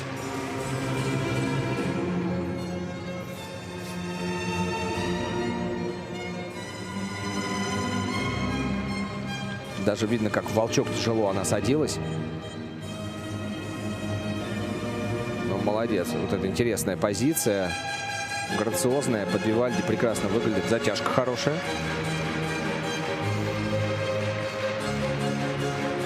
И заклон у нее в финале.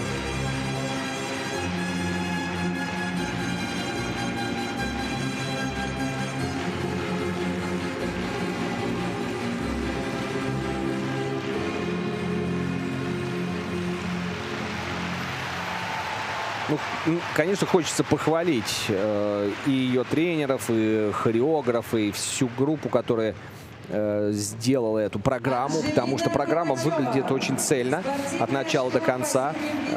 Подобраны разные музыкальные фрагменты, но они очень хорошо друг с другом компонуются. И вот этот финал под Вивальди действительно очень здорово смотрелся. Но, к сожалению, вот как и предыдущие спортсменки, первая половина хорошая, вторая половина не получилась.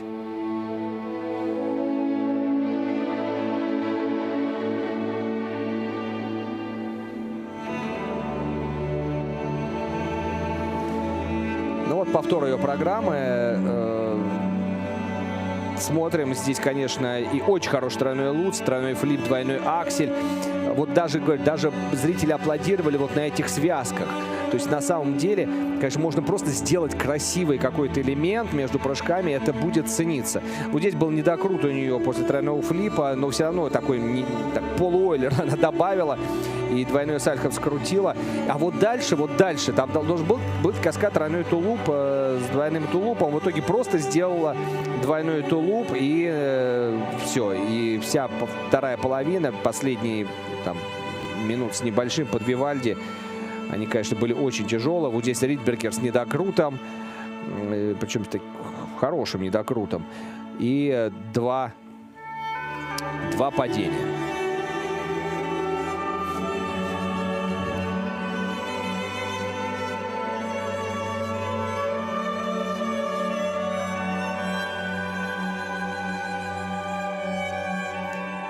очень хорошее впечатление она производит. Жалко, что не хватает сил. Ну и вот, казалось бы, да, спросите, а как же так? Вот девчонки до них катались и докатывали. Причем такие очень слабые девчонки. Те же кувейские спортсменки в первой разминке, Туркменистан представляющие фигуристки. Но все-таки нагрузка, когда ты катаешь программу с тройными прыжками, и когда ты катаешься с двойными или даже одинарными, то, что у нас было в самом-самом начале нашей производной программы, то эта нагрузка совершенно разная. А вот здесь уже девушки соревнуются с программой, с ее содержанием, с внутренней психологической готовностью, потому что, конечно, стресс отнимает очень много сил, и нужно быть готовым катать 6 минут для того, чтобы скатать полноценных 3,5. К сожалению, вот у Анжелины Калачевой, ну так же, как и у Софии Бузы, последние элементы, последние половины программы тяжело получилось. Вообще даже не получилось. Хотя фигуристка очень приятно смотрится на льду, она музыкальная, хорошо слышит музыку, передает ее. И общее впечатление, говорю, такие найденные фишечки, которые действительно все эти обязательные технические элементы все объединили в некое какое-то общее полотно. Но сейчас, конечно, момент такой напряженный. У Софии Воронцовой у нас 104,25. Общая сумма 151,62. Калачева обгоняла Воронцову на 3 балла.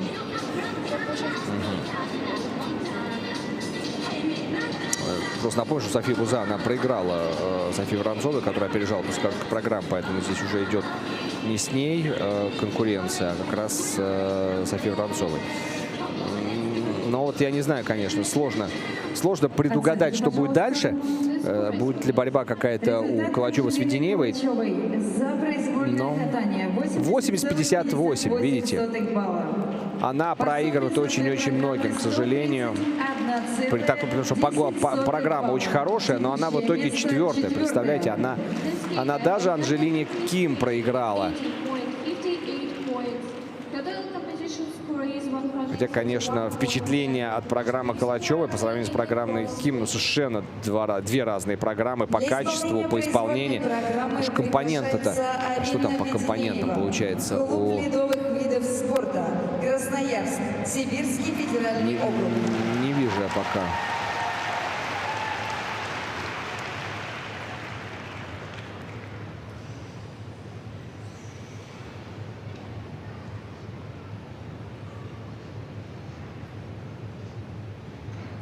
Ну да, Калачеву поставили сейчас 3-й компонента, но техническую базу она проиграла очень-очень сильно всем. А теперь болеем за Арину Веденееву. Танго Астропьяцолы выбрана для произвольной программы. Арина Веденеева, 15-летняя спортсменка из Красноярска. Сибирский федеральный округ.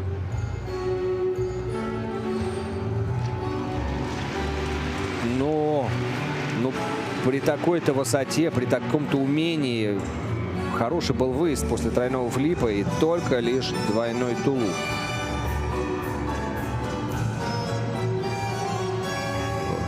Луц на 2 ноги.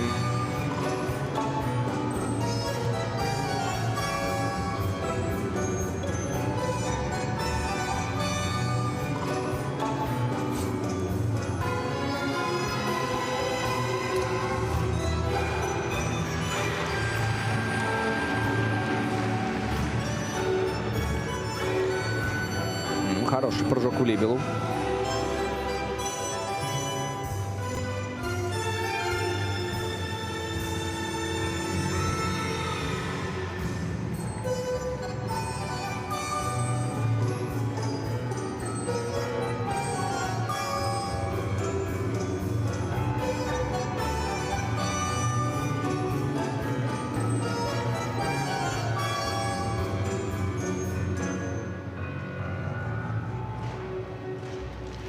Тройной флип.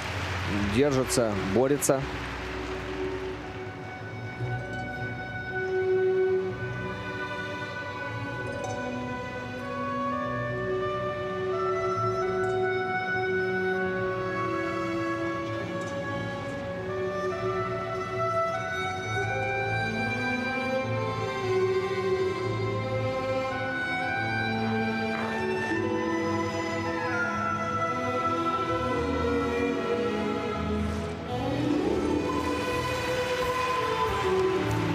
Тройной сальхов, двойной тулуп, двойной Ридбергер.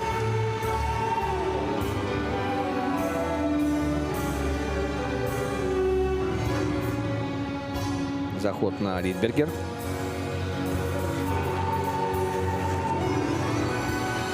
Хорошо сделано.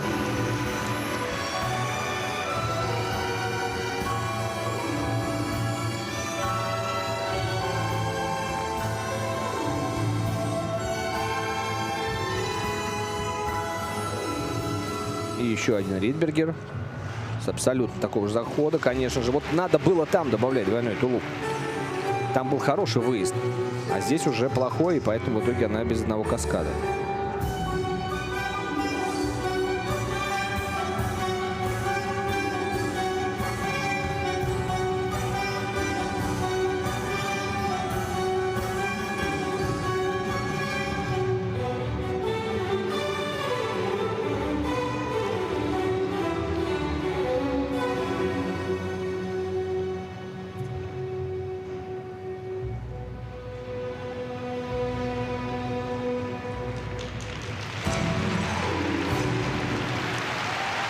Ну, даже если сравнивать программу Калачевой, которая каталась перед ней, ну, давайте согласимся, что программа Калачевой смотрелась интереснее.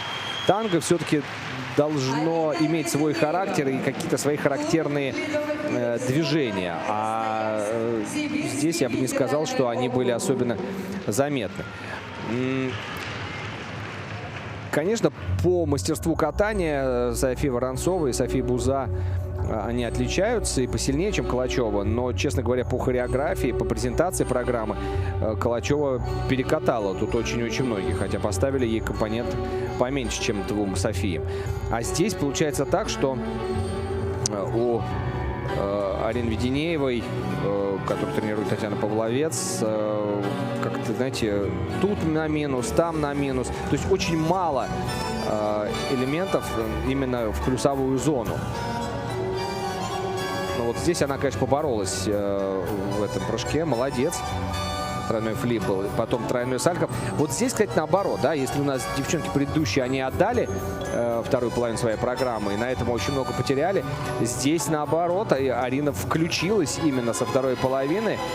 И вот только последний Ридбергер, конечно, был не слишком качественным по выезду, а так все-таки она не смазала концовку. Но ошибки были в начале. Не фатальные, но имели место. Ну и потеряла она один каскад. Но на самом деле это небольшая потеря, потому что это был бы каскад с двойным тулупом. Стоимость двойного тулупа, она у нас с вами невелика. 1 балл и 0,3. Поэтому не самые большие потери. Тут, конечно, можно даже на плюсах судейских выиграть больше. Если делать отдельные прыжки и делать их с красивыми выездами, это больше даже принесет, чем этот тулуп двойной со стоимостью базовой 1,3. Ну что же, 15-летняя спортсменка, тренирующаяся в Красноярске в школе Олимпийского резерва ледовых видов спорта. У нее было серебро на Енисейской симфонии этого сезона. И там была сумма 166-43. Здесь мы видим, что она первая у нас 103-09, 154-64. 154-64 это примерно столько, сколько она получила на зональном первенстве Сибирского и Дальневосточного федеральных округов в этом сезоне. Там она была 4-й.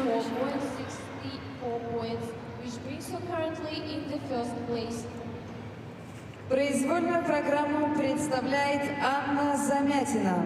Школа Олимпийского резерва ТОДЕС, Челябинск, Уральский федеральный. Анна Замятина самая молодая среди фигуристок этой разминки.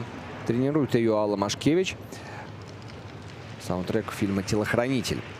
Ну что ж, посмотрим внимательно за Анечкой. 13 лет, юная, но в короткой программе, честно говоря, она запомнилась.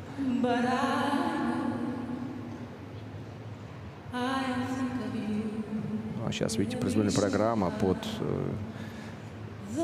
потрясающий голос Уитни Хьюстон. так. Вот как хорошо. Тройной луц. Ручку вытянула, наверх посмотрела. Сразу другое впечатление.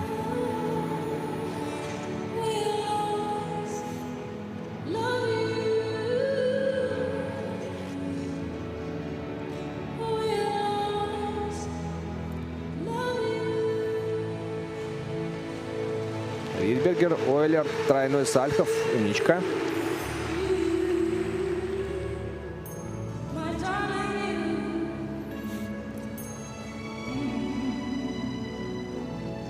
Два с половиной.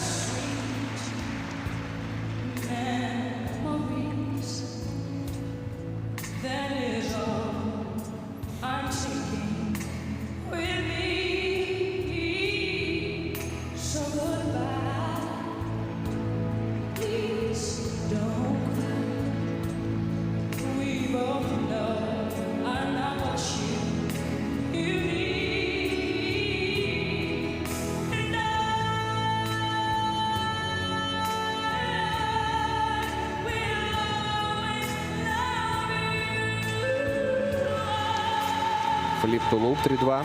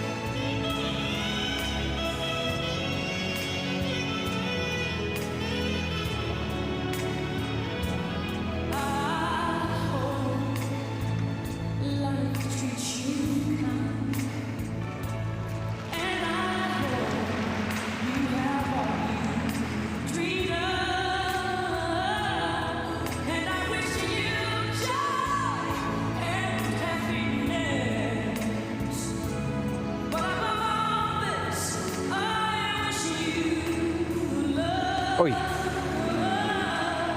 Ну, такая первая серьезная помарочка. Тройной флип, чистого выезда не было. Перевернула ее. Но степала все равно не было. Поэтому, ну, -1, -2 от судей.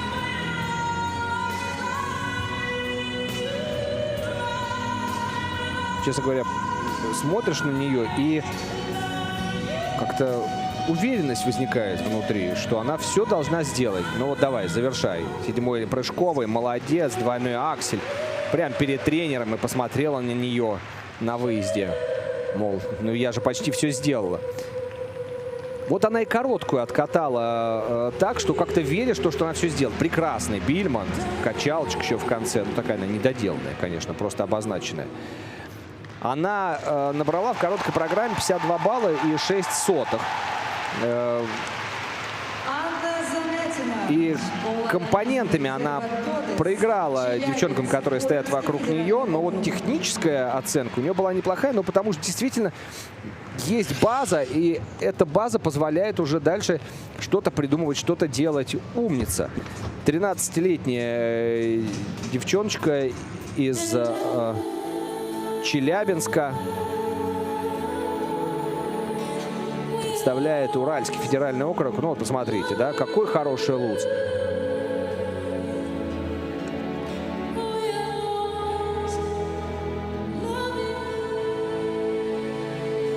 Алла Машкевич ее тренирует. И нужно, конечно, отметить работу этого специалиста. Вот каскад самый сложный, ну, комбинация. Ридбергер, Ойлер, тройной сальхов сделала. Может быть, там, конечно, посмотрит недокрут на втором прыжке. Но, в общем-то, все хочется больше плюсовать. Но вот здесь, да, вот здесь был, конечно, недокрут. И поэтому, конечно, вот этот тройной флип пойдет в галку. Базовая стоимость будет чуть поменьше и будет отминусована все-таки на -2 от судей в большинстве своем. Вот это, наверное, единственная потеря ее на прыжковых элементах в этой программе. А все остальное, ну, с плюсами. И вращение с плюсами. И должны быть хорошие уровни за эти вращения. Умничка. И посмотрите, она катается, и она катается не взглядом к себе под ноги, да, не в лед смотрит. Папа, Саша, привет. Троица Челябинск, всем привет. Челябинску привет передали. Челябинск услышал. Спасибо большое за такое катание. Она именно представляет и себя, и программу, и общается с залом. Ну, не совсем, конечно, как это делают примы нашего фигурного катания, которые в эти выходные будут выступать в финале Гран-при. Там и Камила Валиева, и Соня Акатьева, и многие-многие другие. Готовится, конечно, к финалу Гран-при и Соня Муравьева.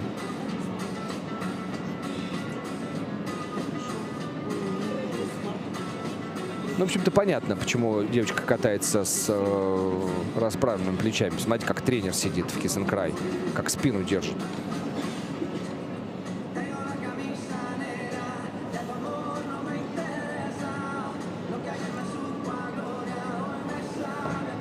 Непонятно, что там так задумали судьи. Вроде как совершенно четко все было. Но тут под пересмотр буквально пара прыжков и все. А остальное это все более-менее понятно. Вот как раз они, естественно, сразу стали внимательно рассматривать, что им поставили по уровням и где какие недокруты отметили. Но недокрутов, на мой взгляд, не было уж такое огромное количество. Так, они...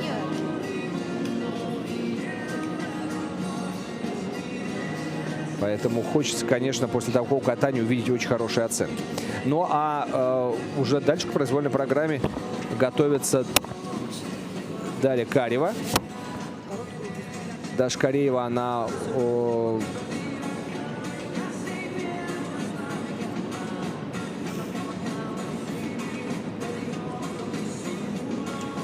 представляет так же, как и Анечка Заметина, Уральский федеральный округ, Тюмень. Но нужно сказать, что Даша тренируется в Москве, в Академии Ангела Плющенко. И вот в воскресенье Юлия Липницкая выводила. Результат И... Анны Замятиной Так, сейчас за послушаем. произвольное катание 105,14 балла. 105,14 она выигрывает и в произвольной, и по общей сумме. 20 балла, Причем по общей сумме она почти 3 балла выигрывает у Арины Веденеевой. Молодец, сохранила свое место. Все, кого должна была обыгрывать, эта 13-летняя спортсменка, она обыграла. Ну а теперь Дарья Кореева. Не увидел я, кто ее... Школа «Прибой», Тюмень, Уральский федеральный округ.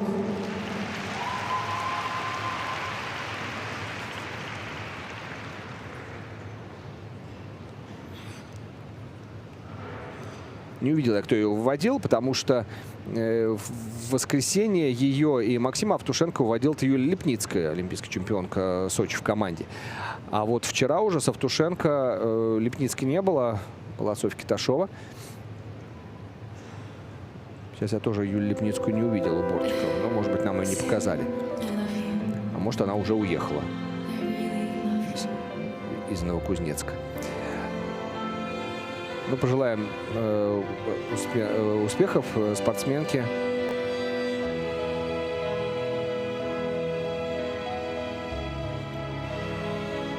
Очень легкий, спокойный тройной сальхов.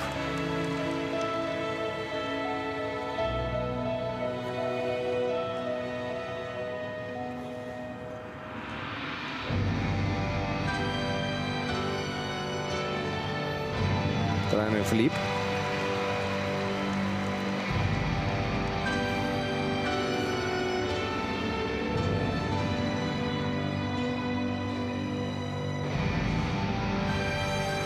Ридбергер.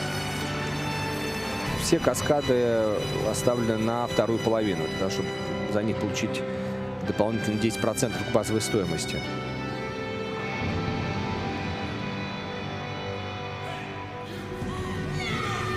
Хорошие, точные подцентровки вращения.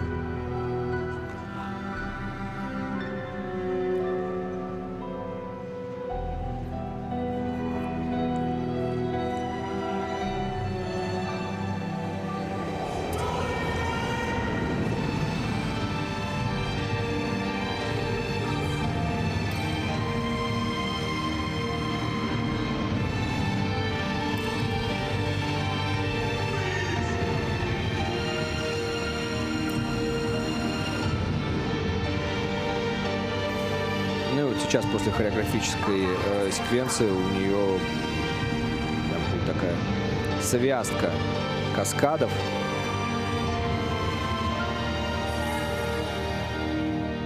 Начинается самая трудная часть ее программы. Двойной аксель, тройной тулуп. Тройной тулуп с недокрутом, к сожалению.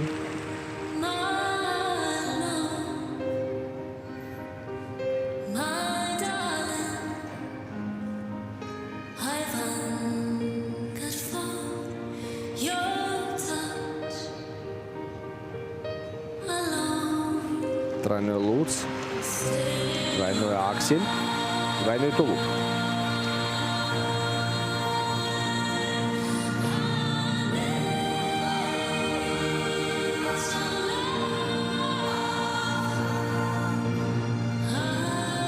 Но Даша, в отличие от Ани Замятиной, смотрит в лед.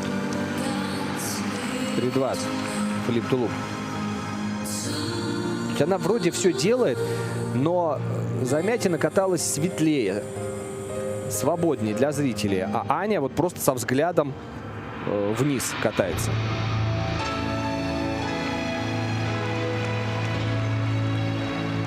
Но все сделала.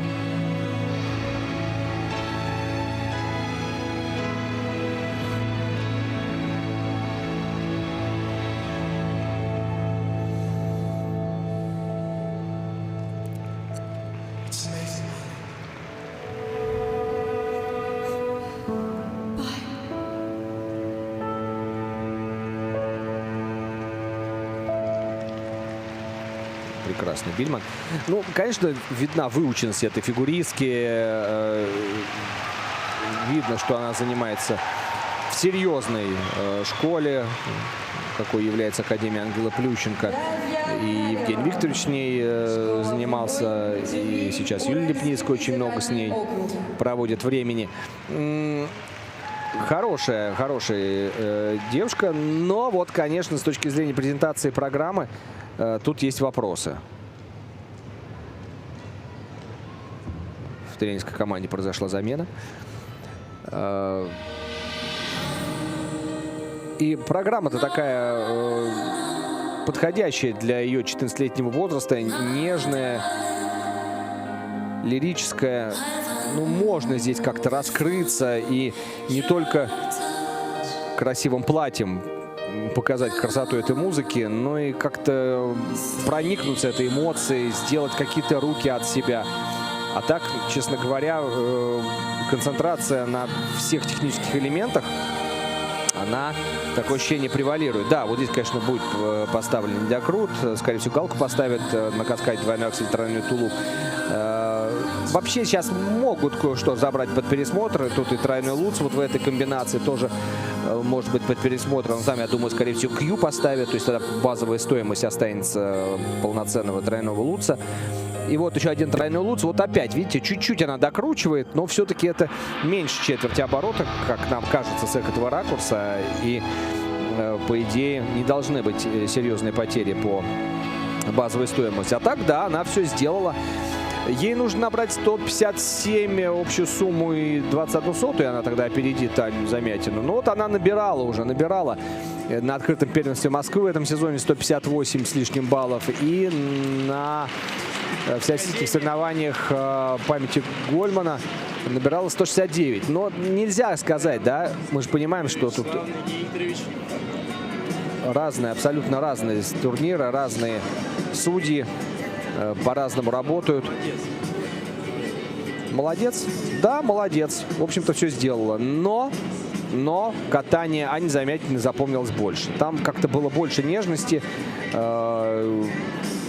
эмоций и целостного впечатления. Ну, как вы понимаете, да, замена произошла в тренерском коллективе. Тренера поменяли на фигуриста, потому что в итоге Юлия Лепницкая улетела из Кемерово. А в итоге выводил Дашу не кто-нибудь, а чемпион игр «Дети Азии» Максим Автушенко. Это он сейчас с ней рядом здесь. Абсолютно небольшие разрывы.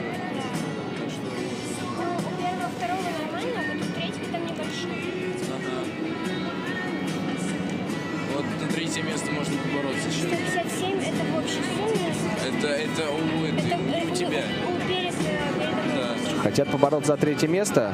Ну, в общем-то, можно побороться за третье место. Мы уже об этом говорили в самом начале, что, конечно, Хуснудинова и Агаева — это два лидера, а вот Зарина Кашапова третье место 58-29, а у Кореевой 52,1. Ее, правда, здесь называют Карева. В некоторых документах она у нас как Кореева значится по-русски, да? Уж сори, я не знаю, как правильно. Прошу прощения у нее сразу. Да, было там. Флип. Ну вот они видят они уже недокруты. Судейская бригада уже все, видимо, проставила, а аннаунсер молчит. То есть получается 58-29 Кашапова и Карева 52,1. То есть 6 баллов разница. Ну, в общем-то, да, тут можно и замахнуться на бронзовую медаль игр. Максим Автушенко очень по-взрослому рассуждает. Чувствует себя действительно чемпионом и старшим товарищем. Ну ничего, нормально сделал же. Оценки, пожалуйста. The scores, please. Результат Дарьи Каревой за произвольное катание 115,6 баллов. 115. На сумме двух программ 167,16. 167,16. Ну, то есть Место первое. это практически ее максимум. 167-16. И главное, что она по произвольной, конечно, заметно на 10 баллов опередила. Ну, в общем, это было ожидаемо. Было ожидаемо, потому что техническая оценка очень-очень хорошая. Разрешена разминка 4-й группы участников. Так, запоминаем эту сумму 167-16, потому что сейчас с ней как раз и будут бороться те девушки, которые появляются на льду. Это На льду. первая шестерка по итогам короткой программы. Анастасия Итак, Амалия Глинская. Мария Парамонова. Она у нас из Хабаровска. Анастасия Балыкина представляет белорусскую сборную. Мария Парамонова, Москва, ЦСКА. Зарина Кашапова, Казань, Татарстан. Маша Агеева, Москва, армия фигурного катания. И Дина Хуснудинова, Казань, Республика Татарстан. Вот такое у нас представительство регионов и стран. Белорусская спортсменка есть в этой сильнейшей разминке. И сумма, с которой надо будет уже сейчас ориентироваться, 167 с лишним. Сегодня на соревнованиях по фигурному катанию во Дворце спорта кузнецких металлургов имени Олега Короленко присутствует глава города Новокузнецка. Ladies and gentlemen, let's welcome the head of Novokuznetsk, Сергей Николаевич Кузнецов.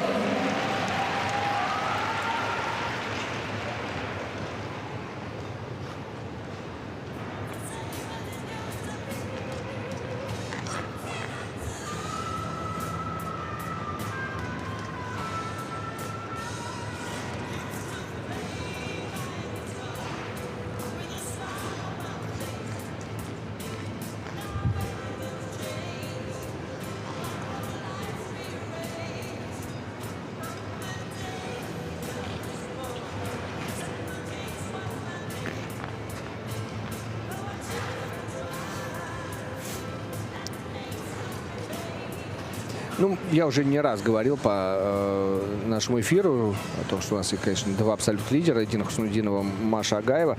Если посмотреть их набор в произвольной программе, то, в общем, здесь все очень близко. Ну, чуть-чуть кажется, что, казалось бы, у Маши Агаевой один каскад, у нее два каскада со вторым тройным прыжком, а вроде как у Хуснудиновой один тройной луч, тройной тулуп, а дальше двойным тулупом, двойной тулуп, двойной аксель. Но посмотрим, как они со всем этим набором справятся, потому что все-таки мы с вами смотрим катание девичье, юниорки, девчонки юные, и мы уже видели и до этого, как стресс поддавливает, как непросто им приходится, особенно в начале программы. Некоторые, наоборот, теряют силы и вторую половину катают не ахти. Поэтому, как всегда в девичьем фигурном катании, здесь может произойти все, что угодно. Пока Даша Карева лидер с суммой 167,16. У нее за технику 59,65, за компоненты 55 и 41 сотая. Хорошие, достойные оценки. А вот нам как раз покажут сейчас белорусскую фигуристку. С недокрутом она делает в разминке свой элемент. Анастасия Балыкина. Нужно сказать, что Настя Балыкина победительница юниорского турнира «Зимняя звезда» в Минске этого сезона. И также вот до этого у нее была бронза в Софии, на турнире в Софии. Это причем турниры категории «Б» Международного союза конькобежцев. То есть это ее международные достижения. Ну и вот сейчас очень скоро талисман игр «Дети Азии» попадет в руки победителя и призеров. Осталось только посмотреть нам 6 произвольных программ.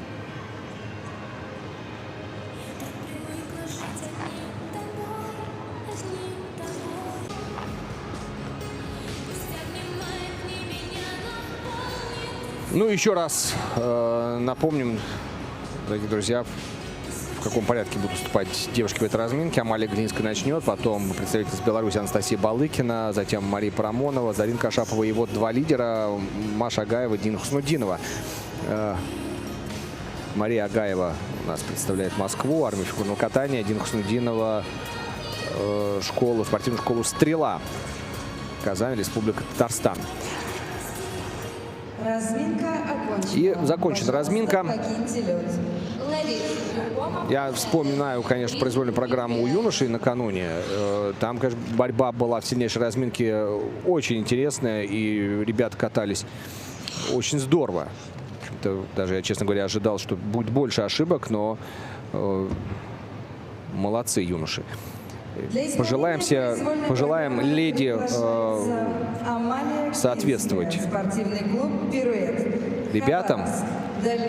Ну и Амалия Глинская, которую тренирует Татьяна Калашникова, открывает у нас эту разминку. Она из Хабаровска, Восточный федеральный округ.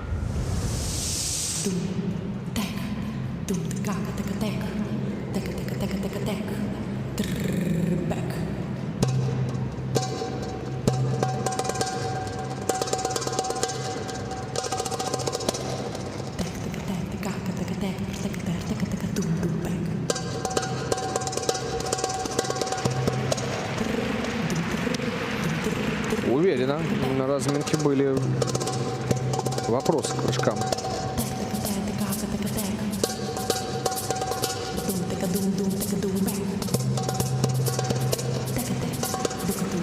Ридбергер не пошел.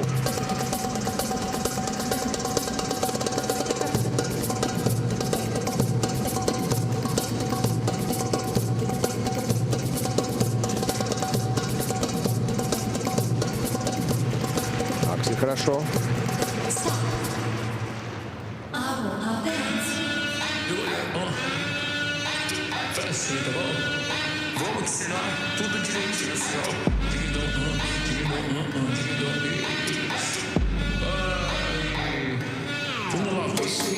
Ave María, pa' este calor tienes agua fría. Soy testigo de tu grosería. Por malo de ti es que no eres mía. Refrescame como cerveza fría. Te más probar de tu heladería. El mambo haciendo que te no quería. Allá donde que yo bajaría.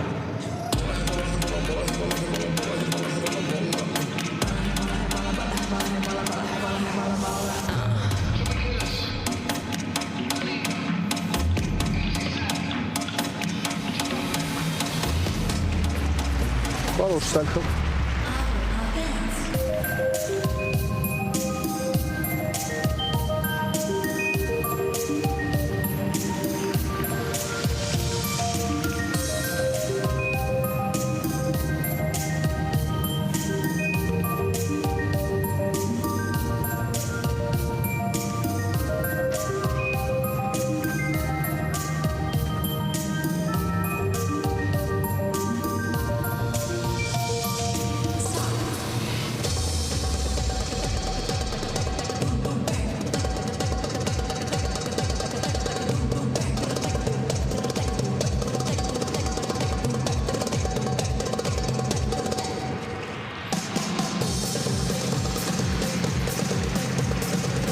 тройном тулупе, конечно, будут вопросы.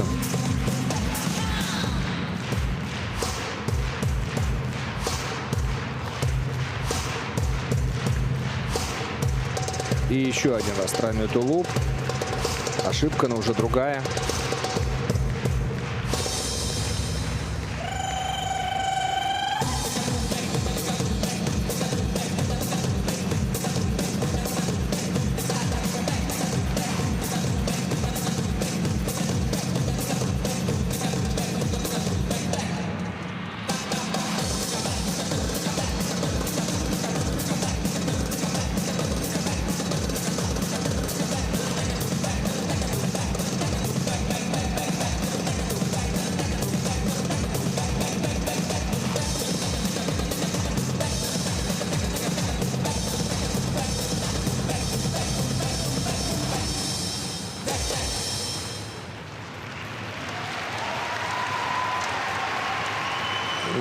Ну, честно говоря, если посмотреть ее вообще, сумма по последним 2 сезонам, ну, никогда она не набирала по итогам соревнований даже близких результатов, то, что показала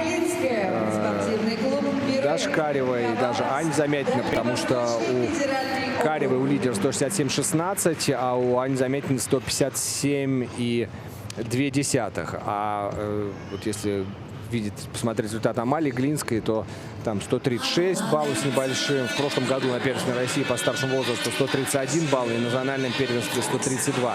Конечно, она сейчас может улучшить свой результат, но не знаю, удастся ли ей сейчас конкурировать с Каревой и Замятиной.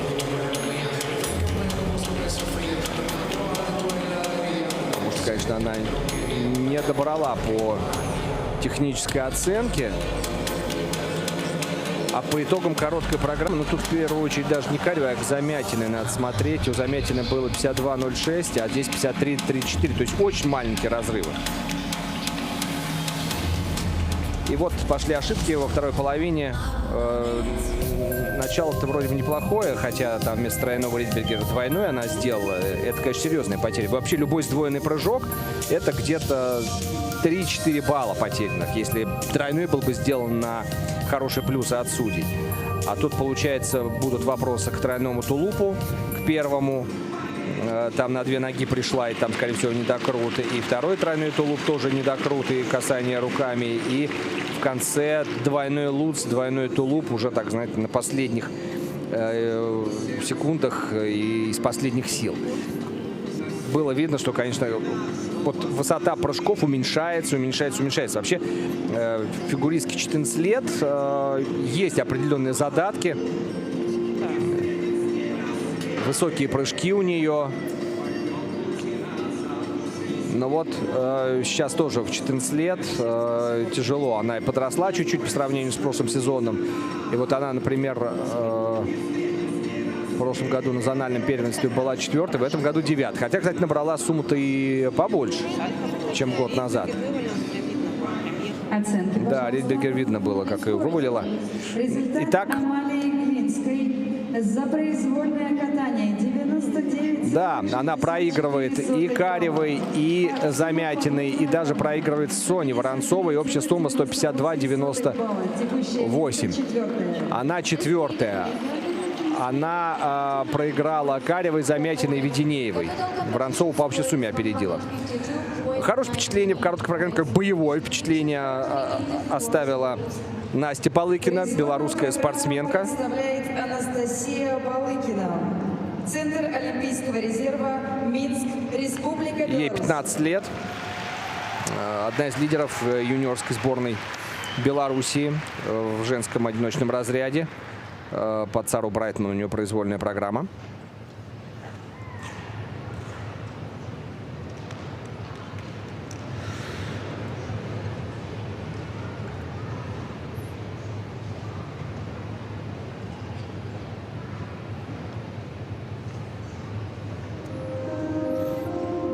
Интересный такой момент, что российские фигуристки все-таки следуют тенденции ставить каскады во вторую половину, чтобы эти каскады умножались на коэффициент 0,1, то есть плюс 10% к базовой стоимости. Здесь нет, здесь все самое сложное в начале. Ну, посмотрим, какая тактика правильная.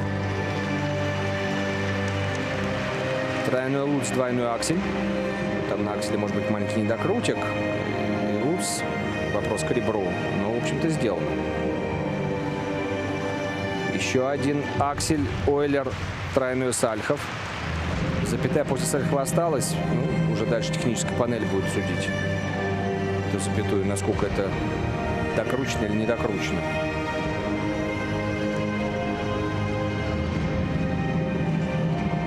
Тройной флип. Тяжело. Прям было видно, что не хватит ей силы в отталкивании, чтобы скрутить.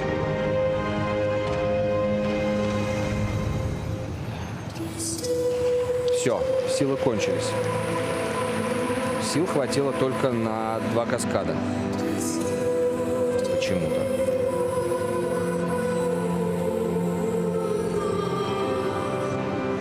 И главное, что здесь даже особо ей нету места для того, чтобы перевести дух, успокоиться, потому что если сюда поставить бы хореосеквенцию, а здесь только у нее вот это вращение, комбинированное со сменой ноги, и дальше следующая связка прыжковая.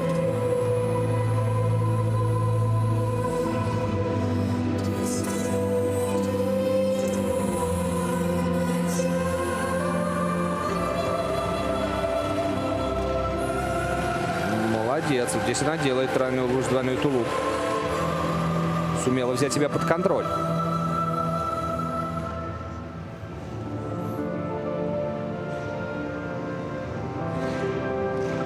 Сальхов.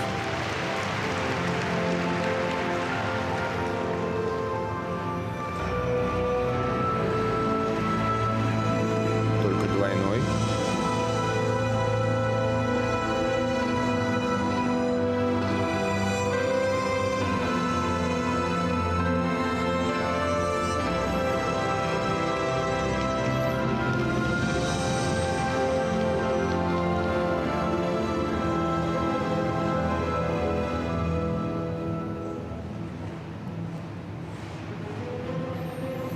У нее осталось 2 вращения. А, нет, уже, прошу прощения, 1 вращение и хореосеквенция. Она наберет по технике только баллов 50 в лучшем случае.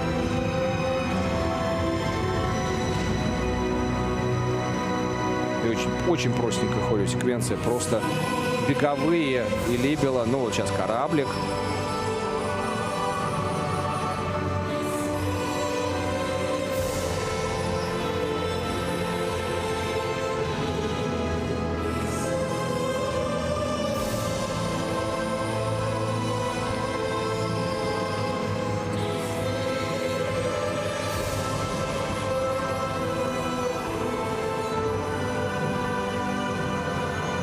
Ну, сейчас будет, на самом деле, да, не 50-53 будет сейчас, скорее всего.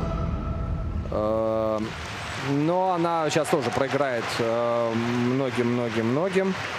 Ну, вот, да, 52-85. Но сейчас еще вопрос к этой сумме, потому что там есть что пересматривать. И еще не будем забывать, что будут 2 балла сняты за 2 падения. 2 дедакшена у нее будет. То есть сейчас не 52-80, а 50-80. А если 50-80, то это получается уровень оценки за техники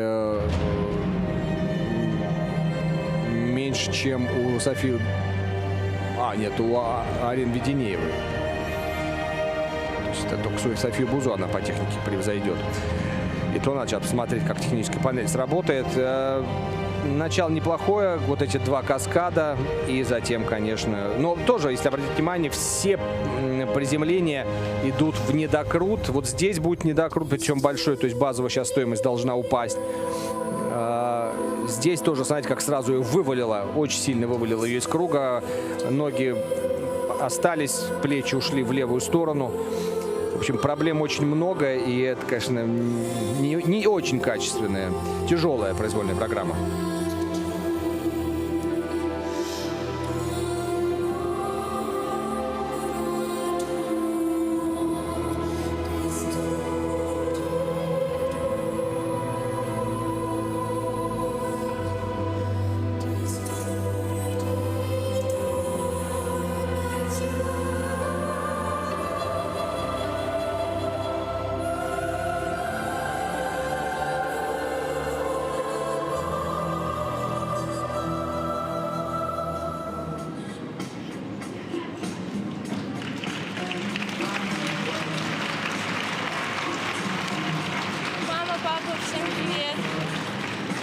Паша, привет. Савелий, привет. Ляник, привет.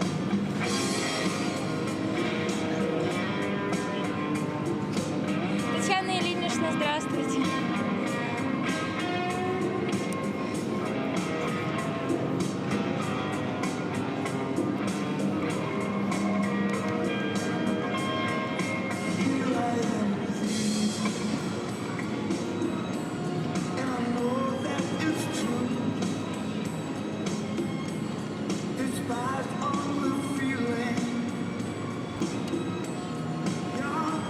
Молчаливое, полутраурное настроение в углу слез и поцелуев.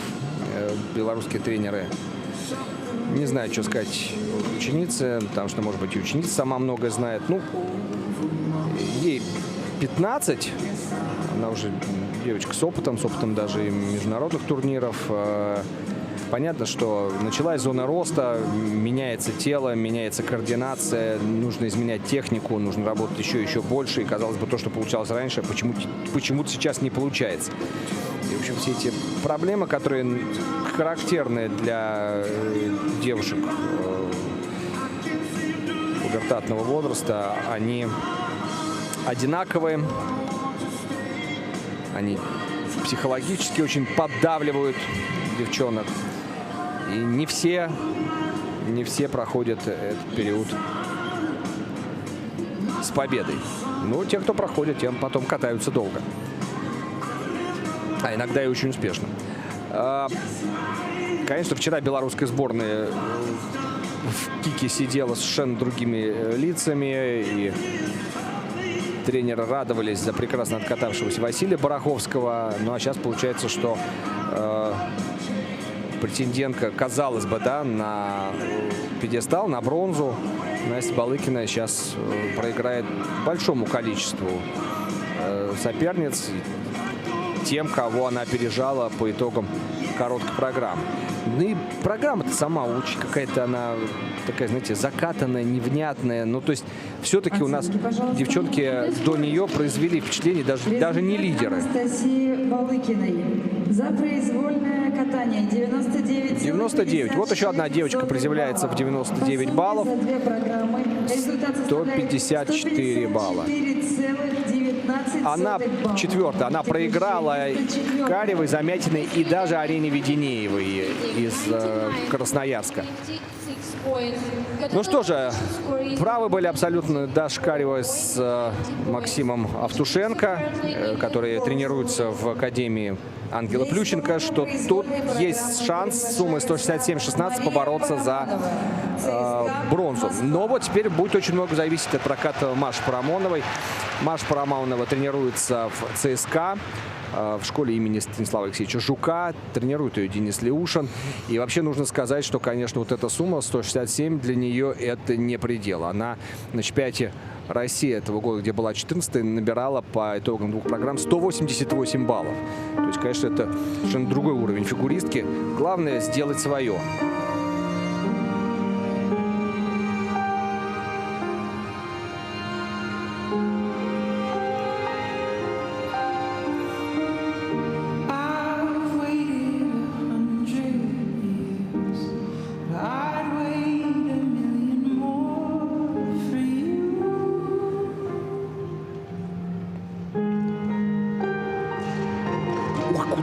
Куда ж ты поторопилась-то, а?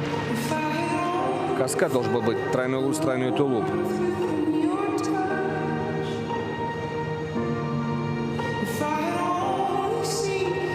Ну, надо исправляться. Сейчас еще один тройной луз. В контроле не надо торопиться. Хорошая скорость. Но вот здесь вот поборолась.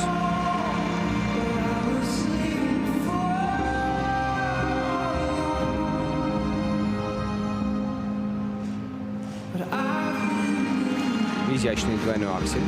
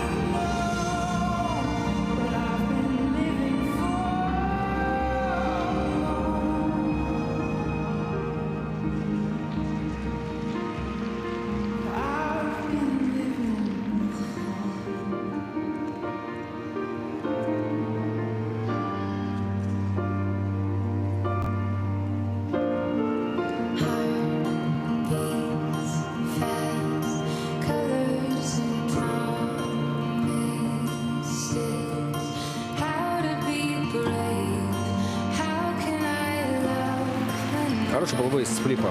Сюда можно было добавлять, конечно. Но, значит, нет каскада с флипом. Ридбергер. Двойной тулуп. Стоим.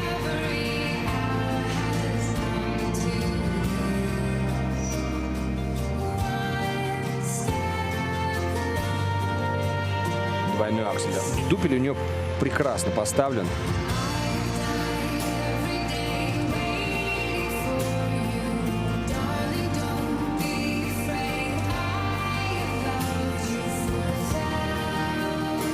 Ридбергер.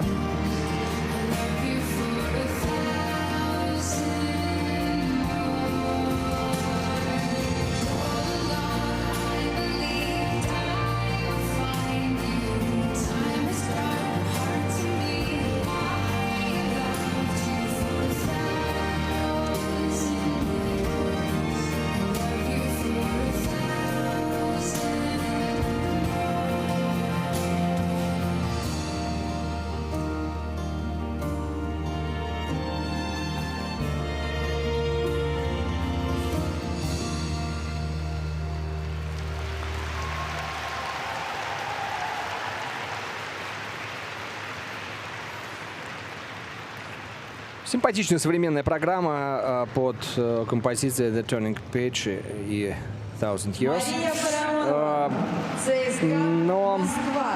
конечно, вопросы есть. И не поборолся она в итоге за третий каскад. То есть, как она вначале его не сделала, должен был быть тройной луз, тройной тулуп, так он больше нигде и не возник. Просто катала свое поставленное.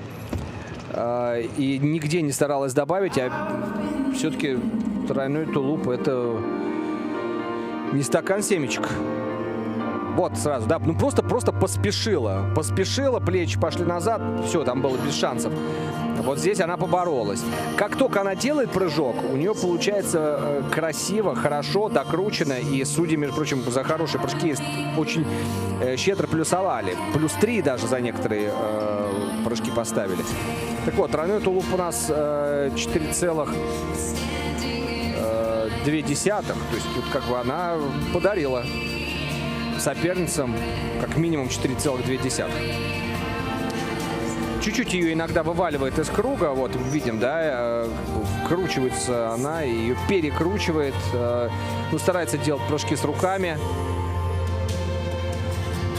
Да, тяжело тренерам смотреть такое катание, где, знаете, как вроде уверенный прыжок, уверенный элемент, потом раз и в борьбе на тоненького. Потом снова раз, вроде сделано, а потом опять.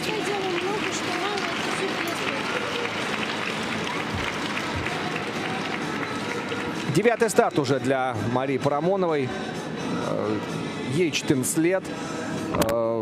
Ну вот, если выделять, у нее была победа на областных соревнованиях Гамаю, но это, конечно, не супер результат, да, но нужно сказать, что она ведь у нас каталась на 2 этапах Гран-при России в Москве, на московских звездах, и ездила еще в Казань на Идель-22, и там была 6-й и 5-й. В Татарстане была 5-й. И вот здесь она, по большому счету, должна была бороться с казанскими девчонками, которые выше нее по итогам короткой программы, но что-то не очень получилось. Чемпионат России, еще раз скажу, была 14-й, но сумма была 188. Сумма за 2 программы 167,46 балла. Текущее место первое. Она проигрывает произвольную программу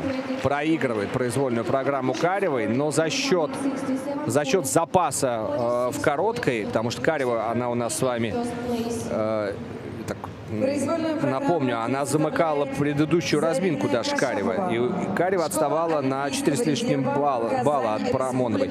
Ну, то есть в данном случае Парамонова боролась не с теми, кто выше нее по короткой стоят, а с теми, кто ниже, и, слава богу, отборолась. Ну а теперь, получается, уже по большому счету борьба за бронзу без Парамоновой. Ну, посмотрим. Зарина Кашапова. Сейчас все только будет зависеть от ее проката.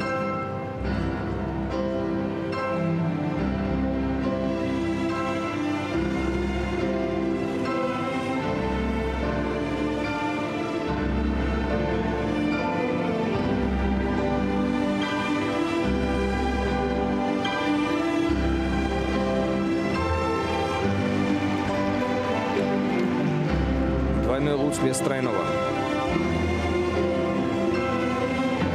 Нервы.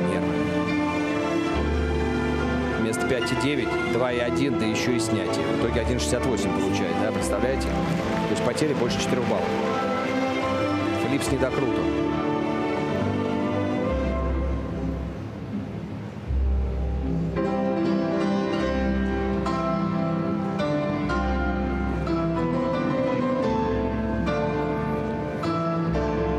Пока она проигрывает прокат Парамонова. Двойной аксель. И что? Там надо было делать тройной тулуп, не задумываясь. Слишком много мозгов в такой момент — это беда. Нельзя было ни в коей мере сомневаться. Тройной сальто. Тройной тулуп. Вот, мол, здесь сделала.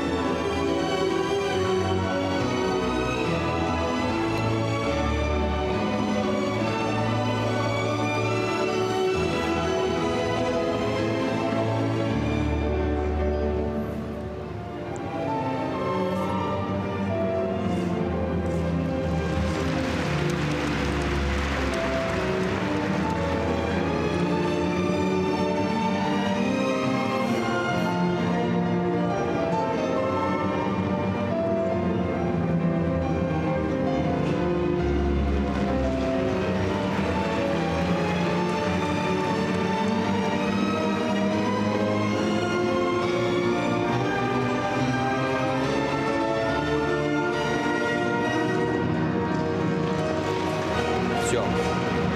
На этом все шансы рухнули.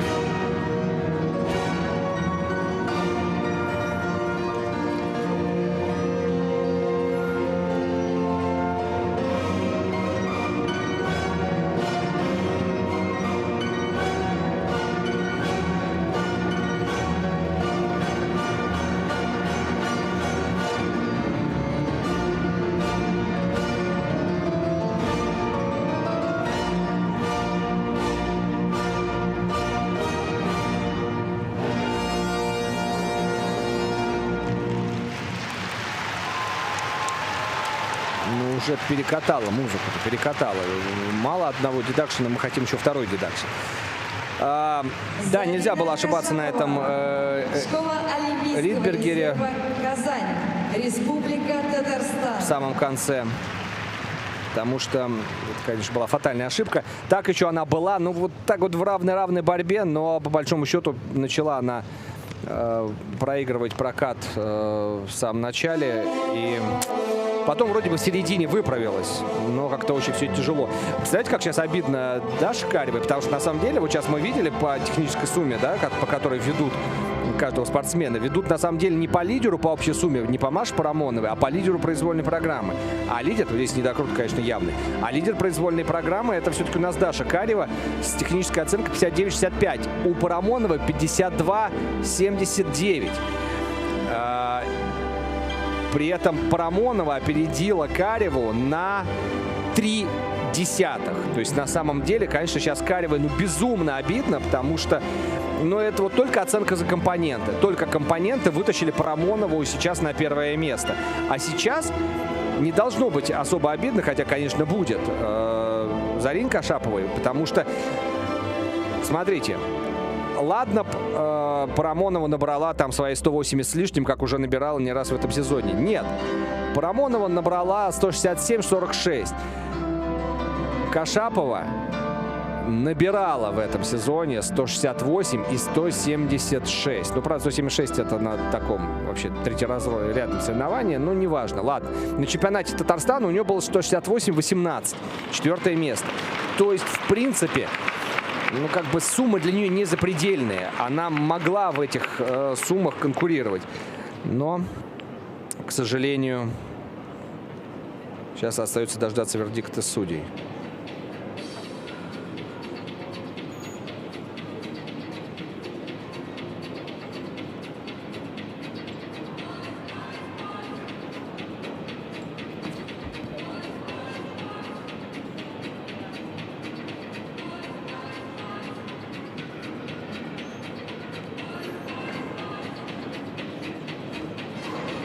Такое ощущение, что когда Даша Карева откаталась, и они сидели с Максимом Автушенко и рассуждали, как бы все девчонки знали между собой о возможностях Зарины Кашаповой и понимали, что она может ошибаться.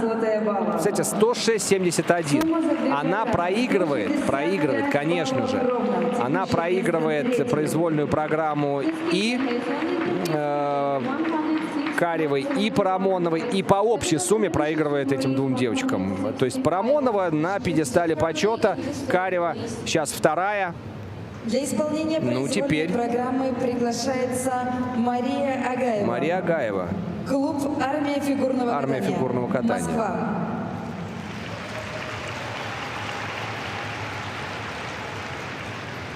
Тренер Вера Латкина.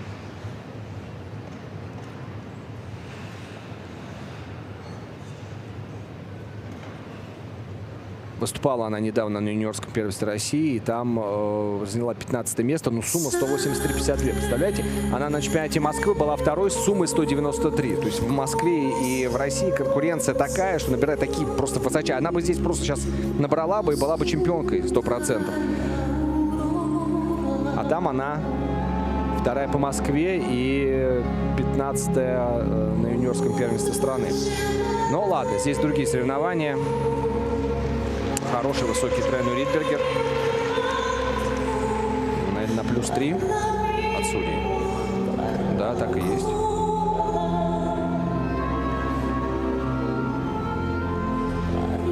Тройной сальхов с рукой очень легко. Без особой подготовки.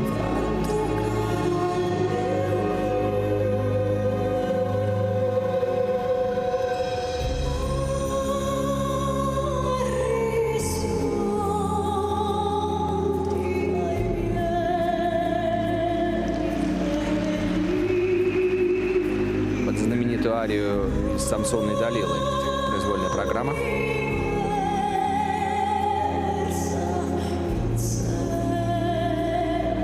Как судьи щедро ставят ей плюсы.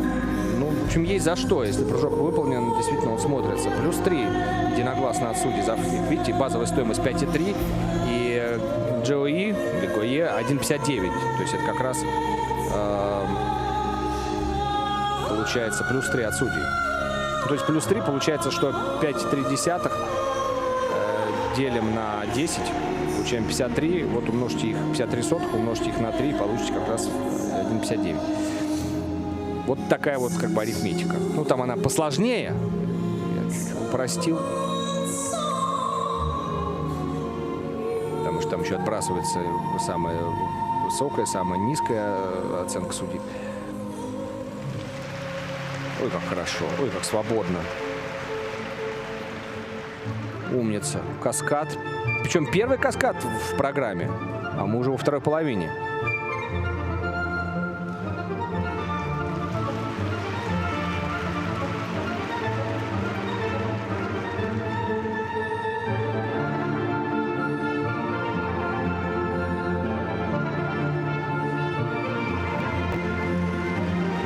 Двойной аксель, тройной тулуп.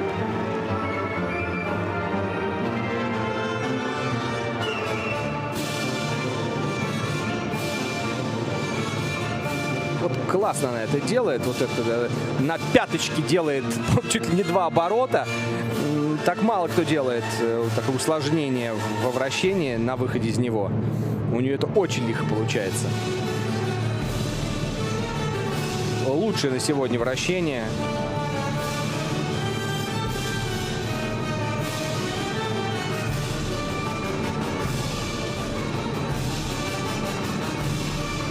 Молодец, молодец. Просто вообще на лучшей прокат в сезоне катается Мария Агаева.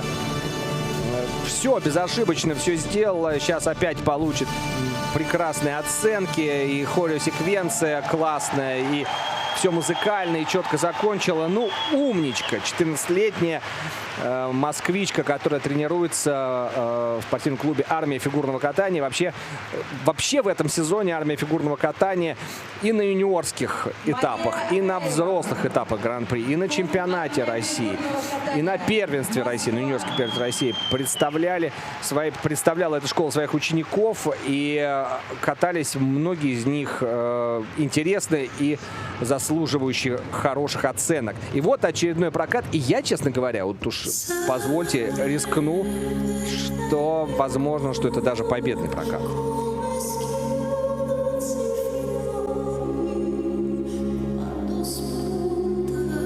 Хуснутдинова каталась в этом сезоне на первенстве Казани, на зональном первенстве на очень хорошие баллы, под 190.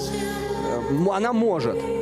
Но мне кажется, что вот та уверенность, которая исходила от катания Маши Агаевой сейчас в этом прокате, она может судей, так сказать, перетащить на свою сторону. Умничка, просто умничка. Все сделала в начале, отдельные прыжки там на плюс 3, на плюс 3, плюс 3 от судей. И потом дальше, вот здесь вот на половине пошли каскады. Смотрите, как она легко себя закручивает. Тройной луц, тройной тулуп. Дальше тройной луц, двойной тулуп. Двойной тулуп. Здесь тоже на плюс 1 от судей, плюс 2. Двойной аксель. И здесь легко добавляет она тройной тулуп. Причем она очень здорово держит темп прыжков. То есть видно у нее пам-пам прыжок. Без каких-то заминок. Она не ищет выезд. Она не подстраивается под выезд. Нет, у нее прям все это наработано до автоматизма. Очень четко и в счет прям идет. Толчок, приземление, толчок. Толчок, приземление, толчок. Все очень здорово. Так. Результат Марии Агаевой. За произвольное катание Ждем. 131, 195 по сумме получает Маша Агаева. Ну, я говорю, это просто на лучший прокат сезона она сегодня каталась. 195 она еще не видела. Боюсь, что для Хуснутдиновой, который сейчас слышит эти оценки, это сильный, очень сильный удар по психике. Ну, посмотрим, справится, нет. Дина Хуснутдинова, спортивная школа «Стрела», Казань, Республика Татарстан. Знаменитая спортшкола «Стрела» в Казани. Ну что, Агаева 14. По-моему, в апреле у нее день рождения. Да, 22 апреля Агаева исполнится 15. Хуснутдинова почти на 2 года моложе. Ей 13, и 14 в этом году будет попозже. Итак.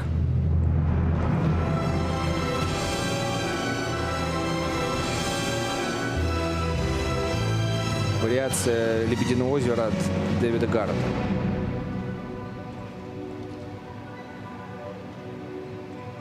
Расстановка элементов почти как у Агаевой.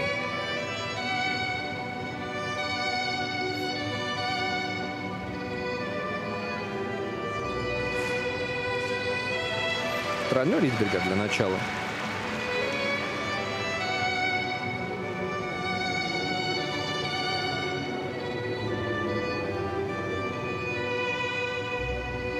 И тоже плюс 3, как и у Агаевой. Тройной Сальхов.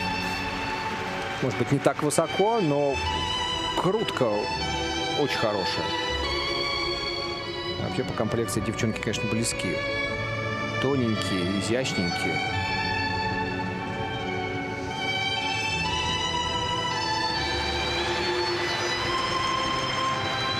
Тройной флип. Интересно, это тоже будет плюс 3? Нет, плюс 2.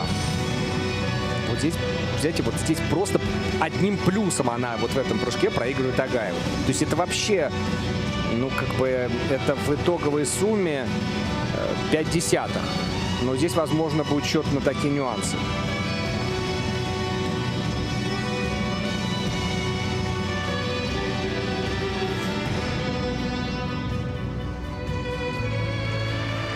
переходы бы побольше. В этом плане у Агаевой выезды более амплитудные были. И уверенности. Катить надо. Луц. Тулуп. 3-3.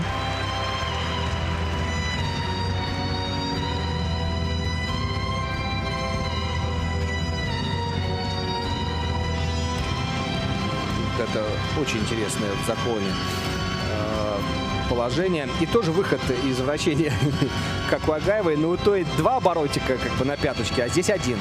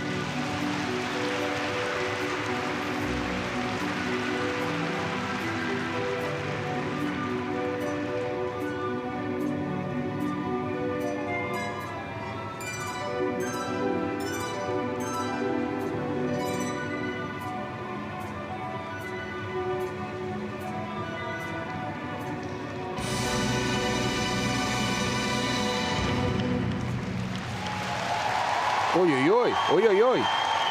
Диночка как-то так в музыку не попала, не уложилась. Но большая умница. Тоже додержала программу. Смотри, сейчас будет сумма. Эх, не показали нам после того, как проставили бы ей последние. Поторопились наши компьютерщики, убрали эту табличку. Надо было подержать. Там еще не отразилась оценка за вращение. Вообще мне не очень понятна жадность наших компьютерщиков, почему они нам не показывали эту табличку хотя бы на 2 последних разминках, а только на последней. Потому что здесь очень важно именно как судьи работают, как они оценивают каждую спортсменку, и это добавляет понимание в что сделано правильно, а что сделано неправильно. И вот смотрите, по началу программы она видно было, что она вот этими судейскими плюсами Маше Агаевой проигрывает. То есть там у Агаевой было +3, у нее +2. У Агаевой было +3, у нее +2. Хотя где-то она с ней сравнивалась по судейским плюсам по ГАЭ. Так, но у Хуснудиновой плюс балл. Ой, не плюс балл, плюс балл и 0,3 было преимущество по итогам короткой программы. Но, видели недокрутик? Вот. И вот сейчас, на самом деле, если техническая панель углубится и под пересмотр поставит как минимум 3 прыжка. Вот еще раз смотрим. Луц, наружного ребра не было. Недокрут, 100% недокрут. И вот сейчас, по идее, техническая оценка, здесь тоже, по-моему, вот, на мировом уровне, да, если бы это был большой международный ИСУшный турнир, и сидела бы ИСУшная бригада, то здесь ее бы покарали прилично. И сейчас бы там улетела бы с базы, с той технической оценки, которую мы видели, баллов бы 5 улетело. И здесь сейчас будет возникать вопрос: галка, то есть понижение базовой стоимости прыжка, или Q, то есть оставление базовой стоимости, но ошибка, и тогда судьи должны -1 как бы проставить. Не знаю, по большому счету, по частоте, амплитуде, свободе прокат Маши Агаевой выглядел увереннее. И как-то это все-таки чувствуется, да? Вот, казалось бы, небольшая разница в возрасте. 13 Дине, 14, скоро будет 15 Маше. Но это чувствуется. У Агаевой какое-то более уверенное катание. Но не будем забывать, что Мария Агаева в этом году по юниорам выступила, была бронзовым призером юниорского этапа Кубка Федерации, Волжский пируэт. Ну, вот на золотом коньке Москвы 8-е место, но в Самаре-то 3-е, это серебро. И выиграла Маша Агаева Тюменский Меридиан, была второй на чемпионате Москвы.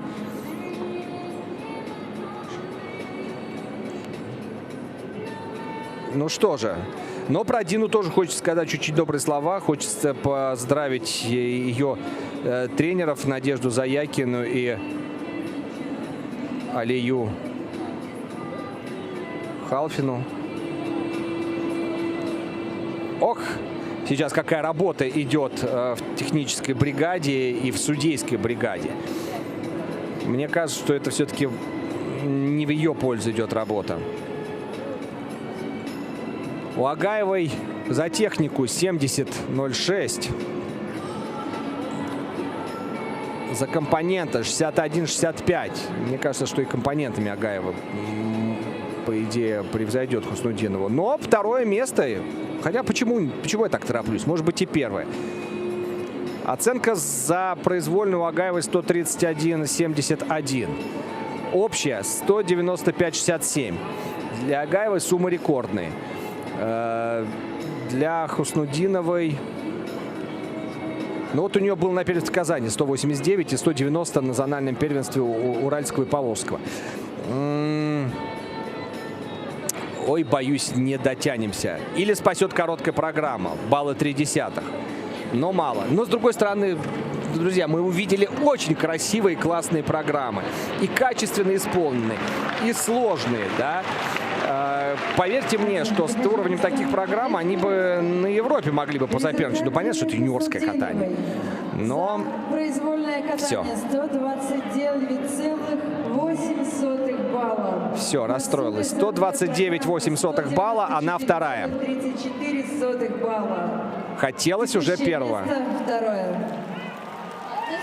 Да. Поздравляем. Поздравляем Машу Агаеву. Поздравляем Дину Хуснутдинову с серебром. И поздравляем Машу Парамонову с бронзовой медалью. Но все равно, мне кажется, такая работа казанской знаменитой школы «Стрела» проделана. Так что Мария Агаева, Дина Хуснутдинова и Мария Парамонова. Вот наша тройка. И обратите внимание, как были у нас два лидера Агаева, Хуснутдинова, но они были в другом порядке. Хуснутдинова, Аганова по итогам короткой программы. Так они и остались первыми, просто поменялись местами. И причем разница, вы видите, просто минимальная разница.